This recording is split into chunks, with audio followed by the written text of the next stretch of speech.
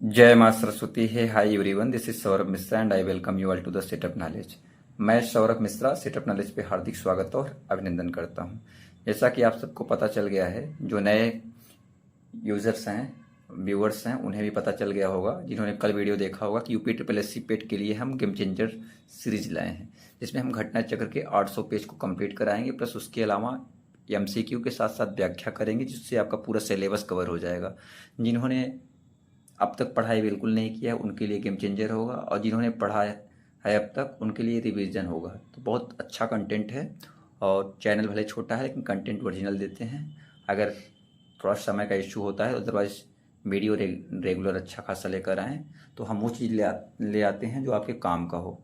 तो कल हमने 2 घंटे का एक सीरीज लाया था, जिसमें इतिहास कंप्लीट कर दिया था। आज भारतीय राष्ट्रीय आंदोलन को कवर करेंगे, इससे भी 5 नंबर के क्वेश्चन पेट में आएंगे। अगर आप वाकई एग्जाम को लेके सीरियस हैं तो वीडियो अंत तक देखिएगा।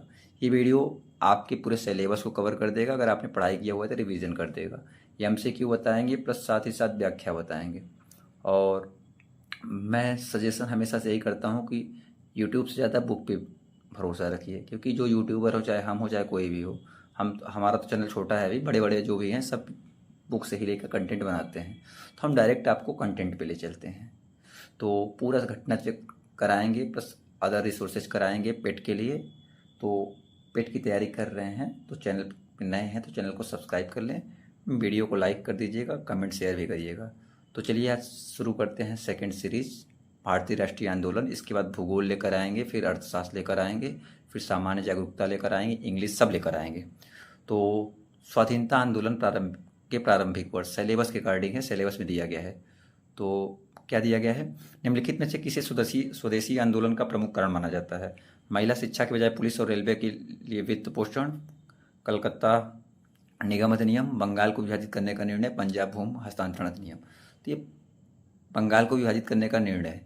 तो दिए गए विकल्प में 1905 में सरकार द्वारा बंगाल के विभाजन करने का निर्णय स्वदेशी आंदोलन का प्रमुख कारण माना गया। जब बंगाल का विभाजन किया गया 1905 में, अगस्त में प्रस्ताव पारित कर दिया गया था, अक्टूबर में लागू कर दिया गया था। तो उसी के बाद स्वदेशी आंदोलन का जन्म होता है। हाँ, एक बात आपको बता दे रहे हैं, ये जो भारतीय राष्ट्रीय आंदोलन है मुश्किल से 1 घंटे में पूरा वीडियो कवर कर देंगे। इसके बाद आपको कुछ भी पढ़ने की जरूरत नहीं होगा। पढ़ते हैं तो अच्छी बात है, मैं नहीं कह रहा हूँ पढ़िए मत, पढ़ते रहिए, लेकिन ये पूरा आपको कवर कर देगा सिलेबस के अकॉर्डिंग। दूसरे क्वेश्चन की ओर चलते हैं। बंगाल में आंदोलन के दौरान तिरंगा झंडा लाल, हरा और पीला डिजाइन किया गया था। स्वदेशी दांडी मार्च, खिलाफत, सविनय अवज्ञा। तो स्वदेशी आंदोलन का झंडा लाल, हरा और पीला डिजाइन किया गया था। बंगाल में स्वदेशी आंदोलन के दौरान तिरंगा झंडा लाल, हरा और पीला डिजाइन किया गया था। अगस्त 1905 में कलकत्ता के टाउन हॉल में एक विशाल सभा का आयोजन किया गया था, जिसमें स्वदेशी आंदोलन की औपचारिक घोषणा की गई थी। और भारतीय राष्ट्रीय कांग्रेस ने अपने कलकत्ता अधिवेशन में 1906 में स्वदेशी आंदोलन, बहिष्कार आंदोलन, राष्ट्रीय शिक्षा और स्वशासन संबंधित प्रस्ताव पारित किए थे।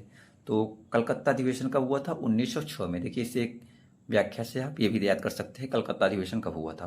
देखिए, सिलेबस में सब चीज़ इंक्लूड है, 5-5 नंबर के आने हैं, आपको पता ही है, सिलेबस ऑलरेडी आपको पता होगा। तो उसके अकॉर्डिंग आप जो व्याख्या है, व्याख्या को अच्छे से देखिएगा, क्योंकि एमसीक्यू आए या ना आए, लेकिन व्याख्या में से एमसीक्यू डायरेक्ट आ जाएगा वैसे, और व्याख्या में से भी चीज़ें आ जाएंगी, क्योंकि पूरे PY UP triple S C के हैं, अब तक के जितने भी exam UP triple S C के हुए हैं। और इसकी व्याख्या से आपका सिलेबस संपूर्ण कवर हो जाएगा। वीडियो का नाम ही है संपूर्ण भारतीय राष्ट्रीय आंदोलन, जो हम पढ़ा रहे हैं। तो बंगाल के विभाजन ने पूरे भारत में लोगों को क्रोधित कर दिया था। डेल्टा डेल्टा क्षेत्र स्वदेशी, आंध्र के डेल्टा क्षेत्र में स्वदेशी आंदोलन हुआ था। इसे निम्नलिखित में से किस नाम से जाना जाता है? तो इसे आपके किस नाम से जाना जाता है? ये वंदे मातरम आंदोलन के नाम से जाना जाता है। किस नाम से जाना जाता है? वंदे मातरम आंदोलन के नाम से। बंगाल के विभाजन ने पूरे भारत में लोगों को क्रोधित कर दिया था। और डेल्टा आंध्र, जिसे जो आंध्र का डेल्टा क्षेत्र था, वहाँ पे स्वदेशी आंदोलन हुआ था। अब इसे वंदे मातरम आंदोलन के नाम से जाना जाता था। आइए चौथे क्वेश्चन को देखते हैं। 28 सितंबर 1885 को भारतीय राष्ट्रीय कांग्रेस की स्थापना गोकुलदास तेजपाल संस्कृत स्कूल परिसर में हुई थी, जो कि कहाँ पे है? ये बम्बई में है। कहाँ पे है? बम्बई में है। अब आइए देख लेते हैं राष्ट्रीय कांग्रेस के बारे में, भारतीय राष्ट्रीय कांग्रेस के बारे में। जो 1884 ईस्वी में एक सेवानिवृत्त अंग्रेज अधिकारी, जो रिटायर्ड अंग्रेज अधिकारी थे, नाम क्या था? एओ ह्यूम। इन्होंने अपने प्रयत्नों से, एफर्ट से एक संस्था इंडियन नेशनल यूनियन की स्थापना की। और इस यूनियन ने पूना में 1885 ईस्वी में राष्ट्र के जो वेरियस रिप्रेजेंटेशन यानी विभिन्न प्रतिनिधियों का सम्मेलन आयोजित करने का निर्णय लिया, लेकिन पूना में हैजा फैल जाने से उस वर्ष यह सम्मेलन बम्बई में आयोजित किया गया। और 28-30 दिसंबर 1885 के मध्य गोकुलदास तेजपाल संस्कृत स्कूल जो कि बम्बई में है, उस टाइम भी बम्बई में ही था, इंडियन नेशनल यूनियन का पहला अधिवेशन हुआ। इसी सम्मेलन में दादा भाई नौरोजी के सुझाव पर इस संगठन का नाम बदलकर क्या रखा गया, भारतीय राष्ट्रीय कांग्रेस। तो आई होप आपका भारतीय राष्ट्रीय कांग्रेस से सवाल जो भी बनेंगे कवर हो जाएंगे, स्थापना भी और कैसे क्या बना और किसने किया। चलिए 5वें क्वेश्चन की ओर चलते हैं। एलन ऑक्टेवियन ह्यूम पूछ ले, अगर मान लीजिए पूछ ले एओ ह्यूम का पूरा नाम बताइए तो क्या नाम था, एलन ऑक्टेवियन ह्यूम। एक सेवानिवृत्त अंग्रेज ICS अधिकारी ने वर्ष में राष्ट्रीय कांग्रेस संघ का गठन किया था। तो कब किया था, 1884 में। अब अगर भारतीय राष्ट्रीय कांग्रेस की स्थापना की बात है तब 1885 मारिएगा। अब भारतीय राष्ट्रीय संघ का गठन पूछा जाए तो 1884। आइए आगे देखते हैं। भारत में राष्ट्रगान को संविधान सभा द्वारा कब ग्रहण किया गया, तय किया गया 24 जनवरी 1950 में। तो भारत का राष्ट्रगान जनगण मन है, इसके रचयिता कौन है, इसके रचयिता रविन्द्रनाथ टैगोर हैं। जनगण मन सर्वप्रथम 27 दिसंबर 1911 को भारतीय राष्ट्रीय कांग्रेस के कलकत्ता अधिवेशन में गाया गया था। इस गाने में 52 सेकंड लगते हैं, पूछ सकता है राष्ट्रगान में कितने समय लगते हैं, 52 सेकंड। और राष्ट्रगान को संविधान सभा द्वारा 24 जनवरी 1950 को ग्रहण किया गया, एडॉप्ट किया गया। 7वें क्वेश्चन की ओर बढ़ते हैं। जनगण मन जो भारत का राष्ट्रगान है सर्वप्रथम कब गाया गया, तो 27 दिसंबर 1911। मोस्ट ऑफ द लोग 24 जनवरी 1950 बार देते हैं, यहीं से आपकी गलती हो जाती है, ठीक है। 8वें क्वेश्चन की ओर चलते हैं। राष्ट्रीय गान सर्वप्रथम कब और कहाँ गाया गया, तो 27 दिसंबर 1911 को कलकत्ता में, जो कलकत्ता अधिवेशन हुआ था कलकत्ता में गाया गया था। ये इंपॉर्टेंट है, 5 स्टार का सवाल है, देख लीजिएगा। 9 नंबर देखते हैं। 1916 का लखनऊ समझौता महत्वपूर्ण था क्योंकि इसके बाद कांग्रेस ने क्या किया था, मुस्लिम लीग के साथ गठबंधन, अंग्रेजों के साथ संधि, होम रूल लीग से अलगाव, पूर्ण स्वराज की मांग। तो क्या किया था, मुस्लिम लीग के साथ गठबंधन किया था। तो 1916 का लखनऊ समझौता महत्वपूर्ण था। पूछ लिएगा लखनऊ समझौता कब हुआ था, 1916 में, क्योंकि इसके बाद कांग्रेस ने मुस्लिम लीग के साथ गठबंधन किया था। इस अधिवेशन की अध्यक्षता किसने किया था, ये भी पूछता है, अंबिकाचरण माजुमदार ने। इस अधिवेशन में कांग्रेस के नरम दल गरम दल एक साथ आए। कांग्रेस 2 पार्ट में बढ़ गया था, उसमें फूट हो गई थी, एक नरम दल एक गरम दल। लाल बाल पाल जानते होंगे गरम दल के नेता, और जिसके लिए तिलक एवं एनी बेसेंट ने अथक प्रयास किए थे। किसके प्रयास से हुआ थे भी पूछ सकता है, तो तिलक और एनी बेसेंट के।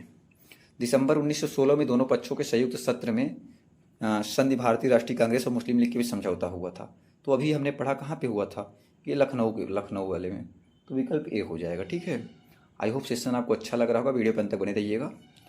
भारतीय राष्ट्रीय कांग्रेस और अखिल भारतीय मुस्लिम लीग AIML ने प्रसिद्ध के माध्यम से अंग्रेजों के खिलाफ भारत के संघर्ष के लिए एक साथ आने का फैसला लिया। लखनऊ पैक्ट 1916 भारत, अब तो पता है, सीधा आंसर हो जाएगा लखनऊ समझौता 1916, विकल्प देखने की जरूरत ही नहीं है, ठीक है। तो महात्मा गांधी द्वारा भारतीय राष्ट्रीय कांग्रेस के कितने अधिवेशनों का सभापतित्व किया गया, यानी भारतीय राष्ट्रीय कांग्रेस में गांधी ने कितनी बार मतलब अध्यक्षता ग्रहण की, मतलब अध्यक्ष रहे हैं, तो वल्ली एक बार। लोग सोचेंगे कि एक से ज़्यादा होंगे, लेकिन एक बार, सिर्फ एक बार महात्मा गांधी ने केवल एक बार 1924 के बेलगाम कांग्रेस अधिवेशन की अध्यक्षता की थी। ये जो क्वेश्चन है आपके UPSI के लिए भी इंपॉर्टेंट है, क्योंकि वहाँ पे भी GS पूछा जाएगा या जो भी एग्जाम्स देंगे वहाँ भी, लेकिन स्पेशली ये पेट के लिए है। 13 नंबर क्वेश्चन देखते हैं। महात्मा गांधी ने भारतीय राष्ट्रीय कांग्रेस के निम्नलिखित सत्रों में से किसकी अध्यक्षता की, अभी हमने पढ़ा 1924 बेलगाम, विकल्प सी सही हो जाएगा। महात्मा गांधी भारतीय राष्ट्रीय कांग्रेस के अध्यक्ष किस वर्ष बने, अभी हमने पढ़ा 1924 में बेलगाम अधिवेशन में, तो विकल्प सी सही हो जाएगा। भारतीय राष्ट्रीय कांग्रेस के उस अधिवेशन का नाम बताइए जहां पूर्ण स्वराज को अपना अंतिम लक्ष्य घोषित किया गया, तो ये लाहौर में किया गया। लाहौर अधिवेशन को अपना पूर्ण स्वराज को अंतिम लक्ष्य घोषित किया गया। तो कांग्रेस ने लाहौर अधिवेशन मुश्किल से 40 मिनट के आधे घंटे में हम कोशिश करेंगे ख़त्म कर देंगे पूरा भारतीय राष्ट्रीय आंदोलन। पूरा मन लगा दिया है कि 30 से 35 मिनट लगेगा। आपको किसी का भी ढेर सारा वीडियो देखने की जरूरत नहीं पड़ेगा। उसके अलावा आप लूसेंट एक बार उठा लीजिएगा, सिलेबस देख लीजिएगा, यहाँ प्रैक्टिस कर लीजिएगा, यहाँ से तैयार कर लीजिएगा।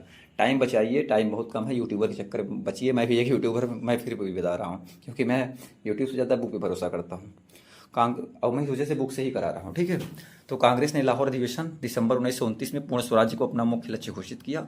इस अधिवेशन की अध्यक्षता जवाहरलाल नेहरू ने किया था। किसने किया था? नेहरू ने किया था। 16 नंबर देखते हैं, सुभाष चंद्र बोस वर्ष में भारत कांग्रेस पार्टी के अध्यक्ष बने। ये देखिए आपके कनिष्ठ सहायक में, जूनियर असिस्टेंट में पूछा गया था। साथ ही साथ ये यूपीपी में भी आया था। तो कब बने थे? 1938 में बने थे, ठीक है। तो सुभाष चंद्र बोस वर्ष 1938 में हरिपुरा कांग्रेस अधिवेशन में कांग्रेस पार्टी के अध्यक्ष बने। 1939 के त्रिपुरा अधिवेशन में भी वह कांग्रेस के अध्यक्ष चुने गए थे, लेकिन कुछ मतभेदों के चलते उन्होंने अध्यक्ष पद से इस्तीफा दे दिया। गांधी जी की वजह से उन्होंने इस्तीफा दे दिया था, क्योंकि गांधी जी नहीं चाहते थे वो बने, इस वजह से दोबारा उन्होंने मतभेद लगा तो इस्तीफा दे दिए। बाकी आगे जाके आज़ाद हिंद फौज जाता है, पता है आपको। 17 नंबर क्वेश्चन देखते हैं, जब सुभाष चंद्र बोस ने भारतीय राष्ट्रीय कांग्रेस के अध्यक्ष पद से इस्तीफा दिया तो इस पद का प्रस्ताव किसे दिया गया था? तो इस पद किसे दिया गया था? तो डॉक्टर राजेंद्र प्रसाद को दिया गया था। किसे? डॉक्टर राजेंद्र प्रसाद को। जब सुभाष चंद्र बोस ने भारतीय राष्ट्रीय कांग्रेस के अध्यक्ष पद से इस्तीफा दिया तो इस पद का प्रस्ताव डॉक्टर राजेंद्र प्रसाद को दिया गया। वर्ष 1939 में, काफ़ी इंपॉर्टेंट है, सुभाष चंद्र बोस कांग्रेस अध्यक्ष पद के चुनाव में पट्टाभी सीतारमैया को हराकर अध्यक्ष बने। बोस की जीत पर गांधी जी ने कहा सीतारमैया की हार मेरी हार है। तो गांधी जी ने कहा कि ये मेरी हार है। गांधी जी से मनमुटाव होने के कारण सुभाष चंद्र बोस ने अध्यक्ष पद से इस्तीफा दे दिया, और जिसके पश्चात इस पद का प्रस्ताव किसे दिया गया? डॉक्टर राजेंद्र प्रसाद को दिया गया। वैसे मैं एक बात बता देना चाहता हूँ, सुभाष चंद्र बोस को बहुत लाइक करता हूँ। भारतीय राष्ट्रीय कांग्रेस के अधिवेशन की सर्वप्रथम किस मुसलमान ने अध्यक्षता की? तो लियाकत अली खान, सर सैयद अली खान और मौलाना आज़ाद, बदरुद्दीन तैयब। तो ये करने वाले बदरुद्दीन तैयब जी थे, ठीक है। भारतीय राष्ट्रीय कांग्रेस के प्रथम मुस्लिम अध्यक्ष बदरुद्दीन तैयब थे। इन्होंने 1887 में मद्रास अधिवेशन की अध्यक्षता की। ये क्वेश्चन नेट JRF के पॉलिटिकल साइंस के पेपर में आया था, ठीक है, और पेट में भी आया है। अब आ जाते हैं सेकंड टॉपिक जो दिया गया है, स्वदेशी तथा सविनय अवज्ञा आंदोलन, महात्मा गांधी तथा अन्य नेताओं की भूमिका। देख सकते हैं पूरा सिलेबस के अकॉर्डिंग चल रहे हैं, कुछ भी हम एक्स्ट्रा नहीं पढ़ा रहे हैं ना कम पढ़ा रहे हैं। तो सिलेबस में जो दिया है उसी के अकॉर्डिंग करा रहे हैं। MCQ प्लस व्याख्या जरूर देखिएगा। आप जैसे कहानी या मूवी देखते हैं वैसे इसको सुनते रहिएगा। काफ़ी बता रहे हैं, गारंटीड बता रहे हैं, बहुत फ़ायदा होने वाला है इससे आपको। अंग्रेजों से आज़ादी के लिए लड़ रहे भारतीयों द्वारा उठाई गई शपथ के लिए वे सिर्फ भारतीय निर्मित सामानों, विशेष रूप से कपड़े का उपयोग करेंगे को आंदोलन कहा जाता है। कौन सा आंदोलन? स्वदेशी आंदोलन। कौन सा? स्वदेशी आंदोलन। तो स्वदेशी आंदोलन की रणनीति में ब्रिटिश उत्पादों का बहिष्कार और घरेलू उत्पादों और उत्पादक प्रक्रिया का पुनरुत्थान शामिल है। इस रणनीति का लक्ष्य ब्रिटेन में बने माल का बहिष्कार करना था। भारत में बने माल का आधिकारिक प्रयोग करके साम्राज्यवादी ब्रिटेन को आर्थिक हानि पहुंचाना था। यह आंदोलन 1905 में प्रारंभ हुआ। किसके विरोध में? बंगाल विभाजन के विरोध में प्रारंभ हुआ था। ब्रिटिश भारत सरकार ने बंगाल के विभाजन को लागू करने के निर्णय की घोषणा कब की थी? तो ये 20 जुलाई 1905 को की थी। यहाँ पे 20 जुलाई नहीं है, तो इस वजह से आंसर ये सही नहीं माना जाएगा। 16 अक्टूबर को लागू हुआ था 1905 में, बाकी 20 जुलाई होगा। और देख सकते हैं यहाँ पे 19 जुलाई मान लिया है आयोग, अधीनस्थ UPSSC ने, ऐसे समझिए। तत्कालीन गृह विभाग भारत सरकार ने बंगाल के विभाजन को लागू करने के निर्णय की घोषणा 20 जुलाई 1905 को की थी। यद्यपि कुछ स्रोतों के निर्णय के अनुसार 19 जुलाई 1905 भी प्राप्त होती है। बंगाल का विभाजन 16 अक्टूबर 1905 को प्रभावी हुआ था। अगर 20 नहीं है तो 19 मार दीजिएगा। बाकी कब प्रभावी की बात करें 16 अक्टूबर 1905। अब आ जाते हैं लॉर्ड कर्जन। क्या है?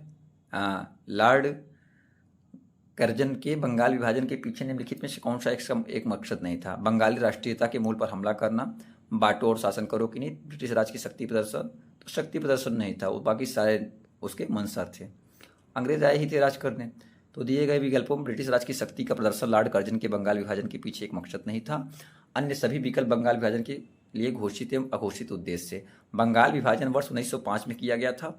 20 जुलाई 1905 को कहा गया था और 16 अक्टूबर 1905 को प्रभावी हुआ था। चौथे क्वेश्चन को चलते हैं। निम्नलिखित में से किसने बंगाल के विभाजन 1905 के विरोध में हुए आंदोलन का नेतृत्व किया था?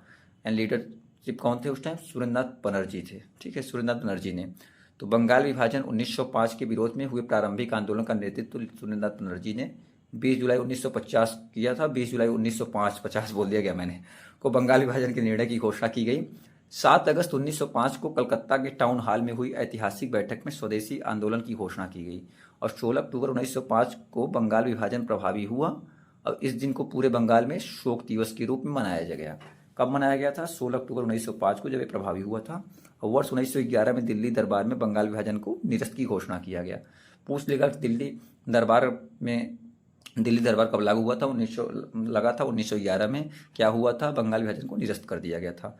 पांचवा क्वेश्चन देखते हैं। गांधी जी ने जून 1904 में डरबन के बाहर एक बस्ती नामक एक सामुदायिक क्रियाशील मठ की स्थापना की। Ruskin, Pretoria, Natal, Phoenix. देखिए बाकी तो फिनिक्स का किया गया था। किसका? फिनिक्स का। गांधी जी ने 1904 डरबन जो कि दक्षिण अफ्रीका में है, फिनिक्स आश्रम की स्थापना की थी। बाकी ये फिनिक्स की स्थापना की थी। फिनिक्स महात्मा गांधी द्वारा स्थापित प्रथम आश्रम था। ऐसे भी पूछ सकता है गांधी द्वारा प्रथम आश्रम कौन है, तो फिनिक्स ही था। दक्षिण अफ्रीका में 1894 में नटाल इंडियन कांग्रेस की स्थापना की थी और साथ ही 1894 में नटाल इंडियन कांग्रेस की भी स्थापना की थी। बात यहाँ पे किसका कर रहा है? मठ या आश्रम की बात कर रहा है, ठीक है, तो नटाल नहीं होगा। छठवां नंबर देखते हैं। महात्मा गांधी भाप से चलने वाले जहाज SS सफारी द्वारा दक्षिण अफ्रीका के कहाँ पे पहुंचे थे? ये डरबन में पहुंचे थे। महात्मा गांधी 24 वर्ष की उम्र में यानी 1893 ईस्वी में गुजराती व्यापारी दादा अब्दुल्ला का मुकदमा लड़ने के लिए भाप से चलने वाले जहाज SS सफारी द्वारा दक्षिण अफ्रीका के डरबन गए थे। आगे देखते हैं 7वां नंबर क्वेश्चन। महात्मा गांधी दक्षिण अफ्रीका में किस वर्ष पहुंचे थे? 1893। आप ऐसे ही उत्तर मार सकते हैं बिना देखे, COD की जरूरत नहीं है। तो आइए 8वां क्वेश्चन देखते हैं। रंगभेद के कारण महात्मा गांधी को किस वर्ष दक्षिण अफ्रीका के पीटरमरिट्सबर्ग रेलवे स्टेशन में प्रथम श्रेणी के रेल डिब्बे से सामान सहित बाहर फेंक दिया गया था? तो 1893 में फेंक दिया गया था। कहाँ से? पीटरमरिट्सबर्ग रेलवे स्टेशन से और दक्षिण अफ्रीका में। इंपॉर्टेंट है, देख लीजिएगा। महात्मा गांधी 1893 में दक्षिण अफ्रीका गए थे। डरबन में एक सप्ताह रुकने के बाद वह प्रिटोरिया के लिए रवाना हुए। यात्रा के दौरान रास्ते में उन्हें अपमानित किया गया और पीटरमरिट्सबर्ग रेलवे स्टेशन पर रंगभेद के कारण, यानी ब्लैक मतलब जो रंगभेद होता है जानते हैं, डिस्क्रिमिनेशन कलर वाला, के कारण प्रथम श्रेणी के रेल डिब्बे से यानी जो फर्स्ट क्लास का होता है उसके सामान सहित बाहर फेंक दिया गया। महात्मा गांधी ने सत्याग्रह सभा की स्थापना कब की थी? ये फरवरी 1919 में की थी। कब? फरवरी 1919 में। महात्मा गांधी ने अपनी निम्न पुस्तकों में से किसमें ब्रिटिश पार्लियामेंट को बांझ और बेश्या कहा है? तो ये कहा है हिंद स्वराज में। कब? किसमें कहा? हिंद स्वराज में। तो हिंद स्वराज में ब्रिटिश पार्लियामेंट संसद को बांझ और वेश्या कहा है। महात्मा गांधी ने निम्नलिखित में से किसे अपना राजनीतिक गुरु माना? तो ये माना है गोपाल कृष्ण गोखले को। महात्मा गांधी गोपाल कृष्ण गोखले को अपना राजनीतिक गुरु मानते थे। महात्मा गांधी ने गोखले माई पॉलिटिकल गुरु नामक पुस्तक लिखी। ये पूछ सकता है कि गोखले माई पॉलिटिकल गुरु नामक पुस्तक किसने लिखी है? तो महात्मा गांधी ने लिखी है, ठीक है। निम्नलिखित में से किस व्यक्ति ने हिंद स्वराज पुस्तक लिखी है? तो ये भी लिखने वाले कौन है? महात्मा गांधी जी हैं। हिंद स्वराज नामक पुस्तक के लेखक महात्मा गांधी हैं। महात्मा गांधी की आत्मकथा का नाम है the story of my experiments with truth. कभी कभी एक्सपेरिमेंट्स विद द ट्रूथ भी दे देता है, कभी कभी पूरा नाम दे देता है, the story of my experiment with truth. ये ऑटोबायोग्राफी है महात्मा गांधी जी की। इसके अतिरिक्त इन्होंने इंडियन ओपिनियन, यंग इंडिया, नवजीवन आज समाचार पत्रों का भी प्रकाशन किया था। आइए 13वें क्वेश्चन पर बढ़ते हैं। गांधी जी के सत्याग्रह के सिद्धांत के संदर्भ में निम्न से क्या सत्य नहीं है?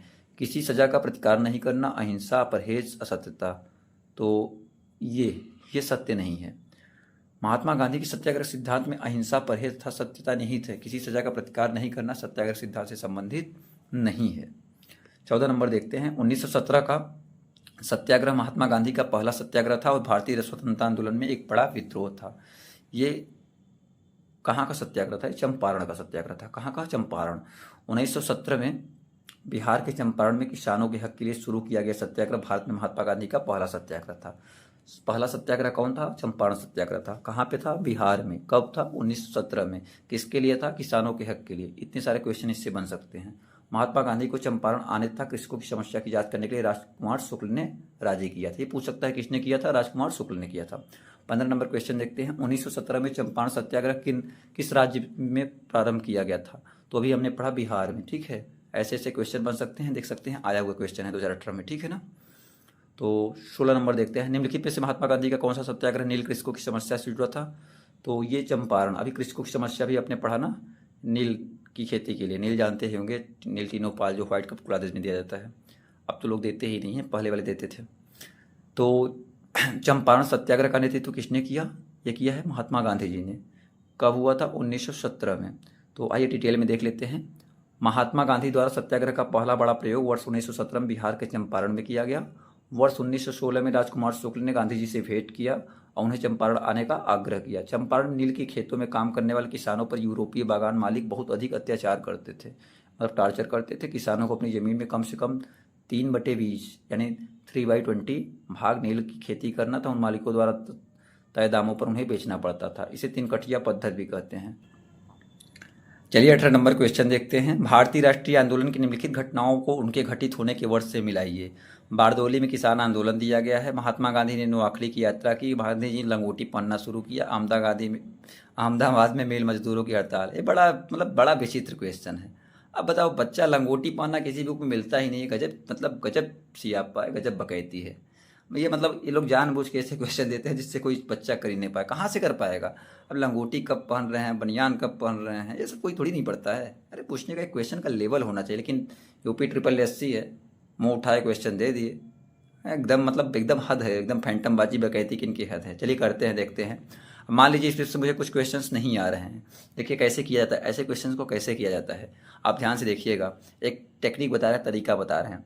तो बारदोली किसान आंदोलन मुझे पता है, ठीक है, 1928 में हुआ था, ठीक है, ये मुझे आता है, ये मुझे पता है मान लीजिए।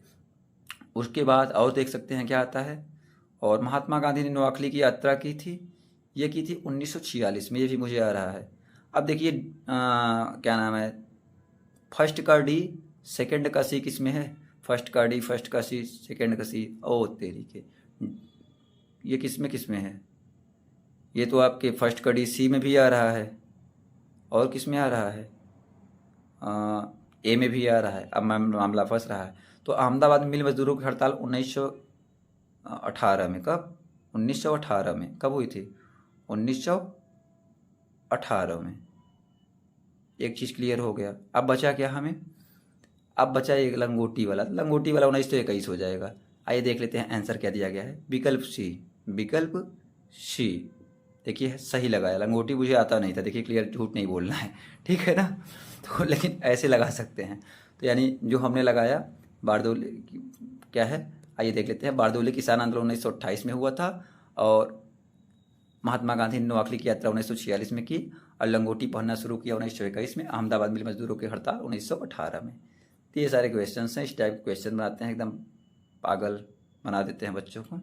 चलिए 19 नंबर देखते हैं। कांग्रेस का वो अधिवेशन कहाँ हुआ था जिसमें महात्मा गांधी ने अन्य नेताओं को खिलाफत के साथ साथ स्वराज के समर्थन में असहयोग आंदोलन शुरू करने की आवश्यकता के बारे में आश्वस्त किया? तो ये किया था कलकत्ता में, ठीक है, कलकत्ता में हुआ था। कहाँ पे? कलकत्ता में। सितंबर 1920 में आयोजित कांग्रेस के कलकत्ता अधिवेशन में महात्मा गांधी ने अन्य नेताओं को खिलाफत के साथ साथ स्वराज के समर्थन में असहयोग आंदोलन प्रारंभ करने की आवश्यकता के बारे में आश्वस्त किया, बताया कि ऐसा होना चाहिए।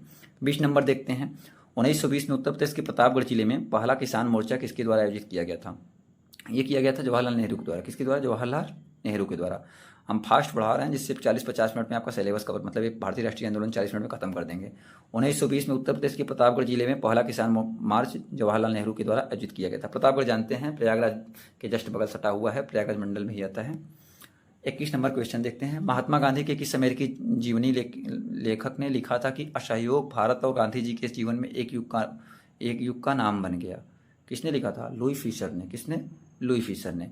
महात्मा गांधी के अमेरिकी जीवनी लेखक लुई फिशर ने लिखा, क्या लिखा था? असहयोग भारत और गांधी जी के जीवन के एक युग का ही नाम बन गया है। असहयोग शांति की दृष्टि से नकारात्मक किंतु प्रभाव की दृष्टि से बहुत सकारात्मक था। इसके लिए प्रतिवाद, परित्याग और अनुशासन आवश्यक थे। यह सुशासन के प्रशिक्षण था। तो लुई फिशर याद कर लीजिए, इतना इनफ है, बाकी कुछ पढ़ने की जरूरत नहीं इसमें, इस क्वेश्चन में। 22 नंबर देखते हैं। महात्मा गांधी ने भारत में की स्थापना की सिफारिश जहां लोग सरल जीवन एवं उच्च सोच के आदर्श का अनुसरण करते हैं। तो आदर्श गांव की अवधारणा किसने दिया था? महात्मा गांधी जी ने दिया था, ठीक है। ये क्वेश्चन घुमा के पूछ सकता है, पूछेगा ऐसे कि महात्मा गांधी ने भारत में आदर्श गांव की स्थापना की सिफारिश की जहां पर लोग सरल जीवन एवं उच्च सोच के आदर्श का अनुसरण कर सकें। आइए 23 नंबर क्वेश्चन देखते हैं। महात्मा गांधी के साथ निम्न मुसलमानों में से किसने बाल गंगाधर तिलक की अर्थी उठाई थी? तो ये उठाने वाले कौन थे? शौकत अली। बाल गंगाधर तिलक की मृत्यु 1 अगस्त 1920 को हुई थी। उनकी अर्थी को कंधा देने वाले में महात्मा गांधी के साथ डॉक्टर किचलू, शौकत अली और अन्य लोग थे। तो 24 नंबर देखते हैं। भारतीय मुसलमान चाहते थे कि खलीफा को तत्कालीन तुर्की साम्राज्य में मुस्लिम पवित्र स्थानों पर नियंत्रण बनाए रखने की अनुमति दी जाए। इस साम्राज्य को निम्नलिखित में से किस नाम से भी जाना जाता था? तो ओटोमन, क्या ओटोमन। खिलाफत आंदोलन के दौरान भारतीय मुसलमानों का मानना था कि तत्कालीन तुर्की साम्राज्य में मुस्लिम पवित्र स्थानों पर नियंत्रण बनाए रखने की अनुमति दी जाए और तुर्की साम्राज्य को पहले ओटोमन साम्राज्य के नाम से जाना जाता था। ओटोमन याद कर लीजिएगा। और निम्न में से किसने महात्मा गांधी के खिलाफत आंदोलन से जुड़ने का विरोध किया था? ये विरोध करने वाले कौन थे? मोहम्मद अली जिन्ना। तो मोहम्मद अली जिन्ना ने महात्मा गांधी खिलाफत आंदोलन में भागीदारी का विरोध किया था। खलीफा की अस्थायी शक्तियों की रक्षा के लिए मार्च में बॉम्बे में एक खिलाफत समिति का गठन किया गया था। कब? 1919 में। ठीक है। खिलाफत आंदोलन वर्ष 1919 में भारतीय मुसलमानों द्वारा शुरू किया गया एक आंदोलन था। इसका उद्देश्य प्रथम विश्व युद्ध के बाद तुर्की, ये भारत के लिए नहीं था, ये जो आंदोलन था जो तुर्की में हो रहा था उसके लिए था, भारत से लेना देना नहीं था। ठीक है। साम्राज्य के विघटन के बाद पूछ सकता है कि भारत से था तुर्की से, ऐसे भी पूछा जाता है। खलीफा को खत्म करने के ब्रिटिश सरकार के कदम का विरोध करना था। खलीफा की अस्थायी शक्तियों की रक्षा के लिए मार्च 1919 में बॉम्बे में खिलाफत समिति का गठन किया गया। खिलाफत मुद्दे को उठाने के महात्मा गांधी के निर्णय के पीछे मुख्य कारण क्या था? हिंदुओं और मुसलमानों के बीच एकता लाने के लिए, तो यही सही हो जाएगा, एकता लाने के लिए। ईसाइयों से कोई मतलब नहीं है, हिंदू ईसाई से मतलब नहीं है। ठीक है। खिलाफत मुद्दे को उठाने के लिए महात्मा गांधी के निर्णय के पीछे मुख्य कारण हिंदू और मुसलमानों के बीच अधिक एकता लाने का था। असहयोग आंदोलन किस सन में प्रारंभ हुआ? तो 1920 में प्रारंभ हुआ। कब? 1920 में। असहयोग आंदोलन गांधी जी द्वारा 1 अगस्त 1920 को शुरू किया गया था और गांधी जी ने असहयोग आंदोलन शुरू करने के 1 वर्ष के भीतर स्वराज प्राप्त करने का नारा दिया। और असहयोग आंदोलन के दौरान ही मोतीलाल नेहरू, लाला लाजपत राय, सरदार वल्लभ भाई पटेल, जवाहरलाल नेहरू, राजेंद्र प्रसाद न्यायालय का बहिष्कार कर आंदोलन में कूद पड़े, अपना वकालत छोड़ करके आंदोलन में कूद पड़े। चौरी चौरा का घटना कब हुआ था? चौरी चौरा के देखिए 3 मार्च 1922, 5 मई 1922, 13 मार्च 1922, 5 फरवरी 1922। तो चौरी चौरा की वास्तविक तिथि अगर देखा जाए तो 4 फरवरी 1922 थी, लेकिन इसमें 4 फरवरी नहीं दिया गया है, तो निकटतम उत्तर 5 फरवरी 1922 को मान लिया गया था शायद। तो आइए देख लेते हैं। शहीद स्मारक चौरी चौरा के अनुसार चौरी चौरा घटना वास्तविक तिथि 4 फरवरी 1922 है। स्थित को संयुक्त प्रांत के गोरखपुर जिले में चौरी चौरा नामक स्थान पर किसानों के एक जुलूस पर गोली चलाए जाने के कारण कुछ भीड़ ने थाने में आग लगा दी, जिससे 23 सिपाहियों की मृत्यु हो गई। भारतीय इतिहास में चौरी चौरा घटना के नाम से जाना जाता है। तो 4 फरवरी नहीं है, तो 5 फरवरी निकटतम उत्तर मान लिया जाएगा। ठीक है। बाकी 4 फरवरी ही सही उत्तर होगा। 30 नंबर देखते हैं। चौरी चौरा की घटना के कारण गांधी जी को अपने असहयोग आंदोलन को बंद करना पड़ा। कहाँ पे स्थित है चौरी चौरा? तो गोरखपुर में स्थित है। असहयोग, मैं थोड़ा स्पीड इसलिए बोल रहा हूँ क्योंकि रिवीजन पर्सपेक्टिव से रहेगा, जिससे टाइम आपका कम लगे और चीज़ें ज़्यादा पढ़ लें। 50 मिनट में ऑलमोस्ट कवर हो जाए चीज़ें। असहयोग आंदोलन कब वापस ले लिया गया? ये लिया गया फरवरी 1922 में। 4 फरवरी 1922 को गोरखपुर के निकट चौरी चौरा घटना हुई थी, जिसके कारण गांधी जी ने 12 फरवरी 1922 को बारदोली में कांग्रेस वर्किंग कमेटी की बैठक बुलाकर असहयोग आंदोलन को स्थगित करने की घोषणा कर दिया। कब किया था? 12 फरवरी 1922 में। असहयोग आंदोलन क्यों बंद कर दिया गया? तो अभी हमने पढ़ा चौरी चौरा घटना के कारण, विकल्प ए सही हो जाएगा। गांधी जी ने किस घटना के कारण असहयोग आंदोलन को स्थगित कर दिया? चौरी चौरा घटना, विकल्प ए सही हो जाएगा। वर्ष 1922 में असहयोग आंदोलन को निलंबित करने के बाद गांधी जी कितने वर्षों के साधारण कारावास की सजा सुनाई गई उनको? तो 6 वर्षों की। ठीक है। तो वर्ष 1922 में असहयोग आंदोलन को निलंबित करने के बाद गांधी जी को अहमदाबाद में गिरफ्तार कर लिया गया और 6 वर्ष के साधारण कारावास की सजा सुनाई गई। 35 नंबर क्वेश्चन देखते हैं। सविनय अवज्ञा आंदोलन का मुख्य उद्देश्य क्या था? विंस्टन चर्चिल का प्रतिक्रियावादी उपागम, नमक कर के विरुद्ध, अगस्त कथन के विरुद्ध, गोलमेज सम्मेलन के विरुद्ध। नमक कर के विरुद्ध था ये। ठीक है। तो मार्च 1930 को महात्मा गांधी साबरमती आश्रम से 80 सहयोगियों के साथ पैदल चलकर 24 दिन में 390 किलोमीटर की यात्रा कर 5 अप्रैल 1930 को दांडी पहुंचे, जहां पर 6 अप्रैल 1930 को उन्होंने नमक कानून भंग कर सविनय अवज्ञा आंदोलन आरंभ किया। नमक को इस आंदोलन का एक प्रमुख मुद्दा बनाया गया क्योंकि सरकार ने इसे अत्यावश्यक वस्तु की बिक्री को नियंत्रित कर रखा था और उस पर करारोपण किया था, यानी टैक्स लगा दिया था। ठीक है। आइए 36 नंबर क्वेश्चन देखते हैं। महात्मा गांधी ने नमक सत्याग्रह कहाँ शुरू किया था? इस साबरमती में। कहाँ पे? साबरमती में। नमक सत्याग्रह 12 मार्च 1930 को महात्मा गांधी के नेतृत्व में साबरमती आश्रम से शुरू हुआ और 24 दिन बाद 6 अप्रैल 1930 को दांडी में नमक कानून के सांकेतिक रूप में तोड़ा गया। 37 नंबर क्वेश्चन देखते हैं। अंग्रेजों के साथ किस समझौते के बाद गांधी जी द्वारा सविनय अवज्ञा आंदोलन को 1931 में बंद कर दिया गया था? ये गांधी इरविन पैक्ट के द्वारा। 5 मार्च 1931 को हस्ताक्षरित दिल्ली समझौते को गांधी इरविन समझौता के रूप में जाना जाता है। ऐसा पूछ सकता है कि गांधी इरविन समझौता कहाँ हुआ था? दिल्ली में हस्ताक्षर, और दिल्ली समझौते को गांधी इरविन समझौते के रूप में भी जाना जाता है। इसके तहत गांधी जी सविनय अवज्ञा आंदोलन को निलंबित करने पर सहमत हो गए कि हम इसको सस्पेंड कर दे रहे, नहीं करेंगे, ठीक है। तो सविनय अवज्ञा आंदोलन की शुरुआत महात्मा गांधी द्वारा दांडी यात्रा के साथ हुई थी। आइए 38 नंबर क्वेश्चन देखते हैं। दांडी नमक यात्रा के दौरान निम्नलिखित में से किस सामाजिक कार्यकर्ता ने गांधी जी को आंदोलनों को केवल पुरुषों तक सीमित न रखने के लिए राजी किया था? ये करने वाले कौन थे? कौन थी? कमला देवी चट्टोपाध्याय। इनका मत था कि पुरुष ही न रहे, स्त्रियों को भी शामिल किया जाए, ठीक है। तो दांडी नमक यात्रा के दौरान कमला देवी चट्टोपाध्याय ने आंदोलन में महिलाओं को शामिल करने के लिए गांधी जी से आग्रह किया। उन्होंने बताया कि इस आंदोलन में महिलाओं को शामिल किया जाए, जिससे एकजुटता में बल आए और लोगों तक एक अच्छा संदेश पहुंचे, ठीक है। 39 नंबर देखते हैं। 1930 में महात्मा गांधी द्वारा सविनय अवज्ञा आंदोलन शुरू करने का कारण था। क्या कारण था? इनमें से कोई नहीं, पहले ही दे दिया है। लोगों से पूर्ण स्वराज प्रतिज्ञा लेने के लिए कहने के हेतु, ब्रिटिश शासन की बुराइयों को दूर करने के लिए 11 सूत्री कार्यक्रम वाले एक पत्र के माध्यम से वायसराय को बताना, नमक कानून तोड़ने के लिए दांडी मार्च। तो विकल्प सी सही हो जाएगा। ब्रिटिश शासन की बुराइयों को दूर करने के लिए 11 सूत्री कार्यक्रम वाले एक पत्र के माध्यम से वायसराय को बताना। तो लाहौर कांग्रेस अधिवेशन 1929 में कांग्रेस की कार्यकारिणी को सविनय अवज्ञा आंदोलन शुरू करने का अधिकार दिया गया। आंदोलन शुरू करने से पहले गांधी जी ने वायसराय से बातचीत कर समझौता करने का प्रयास किया।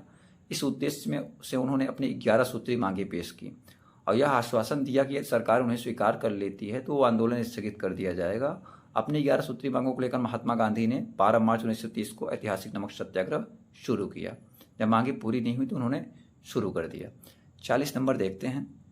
सविनय अवज्ञा आंदोलन की शुरुआत के पहले वायसराय को गांधी जी 11 सूत्री चेतावनी दिया था। इन चेतावनियों के संदर्भ में क्या सही है? इसमें क्या सही है? रुपया डॉलर विनिमय दर को कम करना, भू राजस्व में 50% की कमी करना, राजनीतिक कैदियों को रिहा करना। रुपया डॉलर जैसा कुछ था ही नहीं, खुद परेशान थे तो रुपया डॉलर के विनिमय कहाँ, एक्सचेंज कहाँ से कर पाएंगे, खुद आज़ादी चाहिए थी। भू राजस्व में 50% की कमी करना या जो टैक्स रिवेन्यू है उसमें कम करना, राजनीतिक कैदियों को रिहा करना। तो विकल्प 2 और 3 दोनों सही हो जाएगा, ठीक है। आइए आगे देखते हैं। निम्नलिखित में से कौन से महत्वपूर्ण व्यक्ति ने सभी तीनों गोलमेज सम्मेलनों में भाग लिया था? तो तीनों गोलमेज सम्मेलन में भाग लेने वाले BR अम्बेडकर थे। तो लंदन में 3 गोलमेज सम्मेलन आयोजित किए गए। प्रथम गोलमेज सम्मेलन 12 नवंबर 1930 से 19 जनवरी 1931 तक। ध्यान से सुनिएगा, कहानी के जैसे सुनिएगा, सब याद हो जाएगा। और इस एक बार देख लीजिए, पेपर से पहले बस या ट्रेन में भी जहाँ भी जाए देख लीजिएगा स्पीड बढ़ा करके, या पहले ही 2 बार देख लेंगे, भूलेंगे ही नहीं। 12 नवंबर 1930 से, या तो कहेंगे हम टेलीग्राम या व्हाट्सएप पे इसका क्विज भी करा देंगे। 12 नवंबर 1930 से 19 जनवरी 1931 तक। द्वितीय गोलमेज सम्मेलन 7 सितंबर 1931 से 1 दिसंबर 1931 तक। और तृतीय गोलमेज सम्मेलन 17 नवंबर 1932 से 24 दिसंबर 1932 तक आयोजित हुआ। और भीमराव अम्बेडकर तीनों गोलमेज सम्मेलन में भाग लिए थे। और महात्मा गांधी ने कांग्रेस के प्रतिनिधि के रूप में केवल द्वितीय गोलमेज सम्मेलन में भाग लिया था। 42 नंबर देखते हैं। 42 नंबर क्या कहता है? निम्नलिखित में से किसने सभी तीनों गोलमेज सम्मेलन में भाग लिया? तो BR अम्बेडकर, विकल्प B सही हो जाएगा। निम्नलिखित में से किसने सभी 3 गोलमेज सम्मेलन में भाग लिया? अभी हमने पढ़ा BR अम्बेडकर, विकल्प D सही हो जाएगा। ब्रिटिश प्रधानमंत्री रामसे मैकडोनाल्ड द्वारा बनाया गया सांप्रदायिक पुरस्कार निम्नलिखित में से किसका परिणाम था? तो ये परिणाम था द्वितीय गोलमेज सम्मेलन का। किसका? द्वितीय गोलमेज सम्मेलन का। तो द्वितीय गोलमेज सम्मेलन में विभिन्न संप्रदायों एवं दलित वर्गों के लिए पृथक निर्वाचन मंडल के विषय पर कोई सहमत नहीं बन पाई। अतः ब्रिटिश प्रधानमंत्री रामसे मैकडोनाल्ड ने 16 अगस्त 1932 को अपने सांप्रदायिक अधिनिर्णय, जिसे कम्युनल अवार्ड बोलते हैं, कम्युनल अवार्ड की घोषणा की। सांप्रदायिक पंचाट भी कहा जाता है, ठीक है, कम्युनल अवार्ड या सांप्रदायिक पंचाट।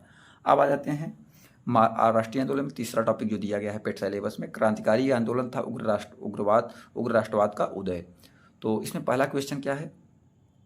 1904 में किसने क्रांतिकारियों को गोपनीय समिति के रूप में अभिनव भारत का गठन किया था? ये करने वाले थे VD सावरकर, जिनका पूरा नाम है विनायक दामोदर दास सावरकर। तो इसको देख लीजिए, पूछा जाता है। तो वर्ष 1904 में VD सावरकर, विनायक दामोदर दास सावरकर द्वारा गोपनीय समिति के रूप में अभिनव भारत समाज का गठन किया गया। VD सावरकर एवं गणेश सावरकर द्वारा 1899 ईस्वी में नासिक महाराष्ट्र में स्थापित मित्र मेला का भी स्थापना किसने किया था? नासिक महाराष्ट्र में VD सावरकर और गणेश सावरकर ने मिल करके। और बाद में यही क्या हो गया? अभिनव भारत समाज बन गया, ठीक है।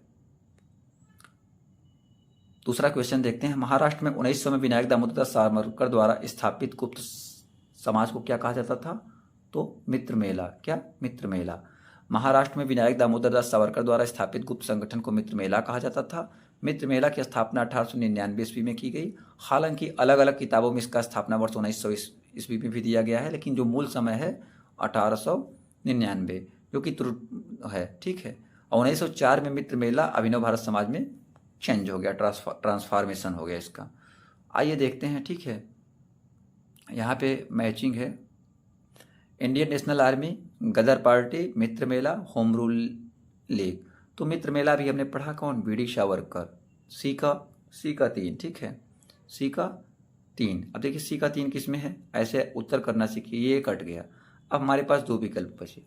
अब ऐसे देखिए, अगर क्वेश्चंस नहीं आते हैं तो ये एक तरीका है, अच्छा तरीका लगाने का, जिससे आपको काफ़ी बेनिफिट होगा। इससे बेनिफिट ये होगा कि आप करना जान जाएंगे। गदर पार्टी, लाला हरदयाल। अब बी का 1 किस में है, ये भी कट गया, तो विकल्प सी हो जाएगा। अब इस बेसिस पे आप मिला सकते हैं। दो से आंसर आ गया। सी का 3, सी का 3 लगा ही दिया। और क्या बचा आपका? ए का 2। ठीक है, ए का 2 यानी Indian national army, Subhash Chandra Bose, home rule एनिवेशन। कितना अच्छे से हो गया, आराम से देख सकते हैं। आइए 4 नंबर देखते हैं। 1908 में मुजफ्फरपुर में न्यायाधीश किंग्सफोर्ड की हत्या करने का प्रयास किसने किया था? तो ये करने वाले प्रफुल्ल चाकी था, खुदीराम बोस थे। ठीक है, तो वर्ष 1908 में मुजफ्फरपुर में न्यायाधीश किंग्सफोर्ड की हत्या करने का प्रयास प्रफुल्ल चाकी था, खुदीराम बोस द्वारा किया गया था। हालांकि मजिस्ट्रेट किंग्सफोर्ड एक अलग गाड़ी में बैठे थे और बम फेंकने के परिणाम स्वरूप मिस्टर कैनेडी की पत्नी और पुत्र की मौत हो गई थी, वो बच गया था। ठीक है, 5 नंबर देखते हैं। स्वतंत्रता सेनानियों भगत सिंह, सुखदेव और राजगुरु को कौन से वर्ष में फांसी दी गई? तो हम सब जानते हैं ये 1931 में। ठीक है, 1931 में हिंदुस्तान सोशलिस्ट रिपब्लिकन एसोसिएशन, जिसे एसएसआरए भी बोलते हैं शॉर्ट फॉर्म में, के 2 सदस्यों भगत सिंह तथा बटुकेश्वर दत्त को 8 अप्रैल 1929 को केंद्रीय असेंबली में बम फेंकने के आरोप में गिरफ्तार कर लिया गया। बाद में कुल 18 क्रांतिकारियों के ऊपर लाहौर खड़े षड्यंत्र और कांड के अंतर्गत मुकदमा चलाया गया, जिसके अंतर्गत 23 मार्च 1931 को भगत सिंह, सुखदेव और राजगुरु को फांसी दी गई। तो ये इंपॉर्टेंट है, पूछा जा सकता है। 6 नंबर देखते हैं। 18 अप्रैल 1930 को हुई चिट्टग्राम शस्त्रागार छापे की घटना का नेतृत्व किसने किया था, जिसमें क्रांतिकारियों ने डंपारा में स्थित पुलिस शस्त्रागार पर कब्जा कर लिया? तो ये करने वाले आपके थे गणेश घोष थे। कौन थे? गणेश घोष थे। चटगांव, जिसे चिटग्राम के भी नाम से जाना जाता है, चटगांव विद्रोह की छापे की घटना वो अप्रैल 1930 में सूर्यसेन, जिन्हें प्यार से मास्टर दा भी कहते थे, कि नेतृत्व में हुई थी। जिसमें चटगांव, जो कि वर्तमान इसमें बांग्लादेश में है, उस समय बंटवारा तो हुआ ही नहीं था, आप जानते ही हैं। पाकिस्तान बना, फिर बांग्लादेश बना, में पुलिस और सहायक बलों के शस्त्रागार को लूटने का प्रयास किया गया था। घटना को अंजाम देने के लिए क्रांतिकारियों का एक समूह बनाया गया, जिसमें गणेश घोष, लोकीनाथ, अंबिका चक्रवर्ती, अनंत सिंह आदि शामिल थे। पूर्व निर्धारित योजना के तहत 18 अप्रैल 1930 को गणेश घोष की अगुवाई में 6 क्रांतिकारियों के एक समूह ने डंपारा में स्थित पुलिस शस्त्रागार पर कब्जा कर लिया। आइए आगे देखते हैं। 7 नंबर। खुदीराम बोस को ब्रिटिश न्यायाधीश मजिस्ट्रेट की हत्या के प्रयास के लिए फांसी दी गई थी, किंग्सफोर्ड के लिए। किसके लिए? किंग्सफोर्ड के लिए। तो खुदीराम बोस का जन्म, खुदीराम बोस के बारे में जान लेते हैं थोड़ा।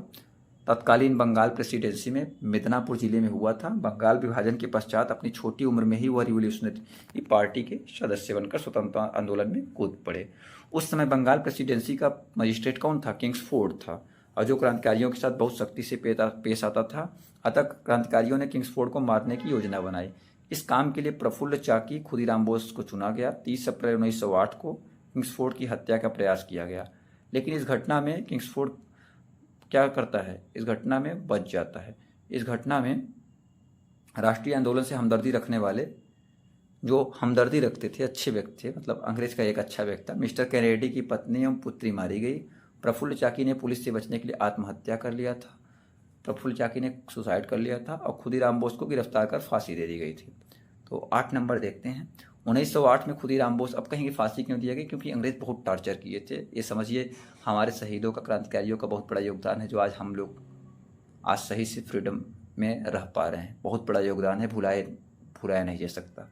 8 नंबर देखते हैं। 1908 में खुदीराम बोस और प्रफुल्ल चाकी ने मुजफ्फरपुर में किस ब्रिटिश जज पर बम मारा और उसके मारने का प्रयास किया, जो पहले कलकत्ता के मुख्य प्रेसिडेंसी मजिस्ट्रेट थे? कौन था? किंग्सफोर्ड था। विकल्प भी सही हो जाएगा। काकोरी काकोरी षड्यंत्र केस किस वर्ष में हुआ था? ये 1925 में हुआ था। काकोरी षड्यंत्र केस, अब जो कि काकोरी ट्रेन एक्शन के नाम से जाना जाता है, पता है नाम बदल दिया गया है। तो Kakori train action Hindustan Republic association HSRA द्वारा 9 अगस्त 1925 को घटित हुआ। इसके तहत लखनऊ के निकट, लखनऊ से आगे आप बढ़ेंगे, आलमनगर से थोड़ा सा आगे इधर आएंगे तो इधर ही पड़ता है काकोरी।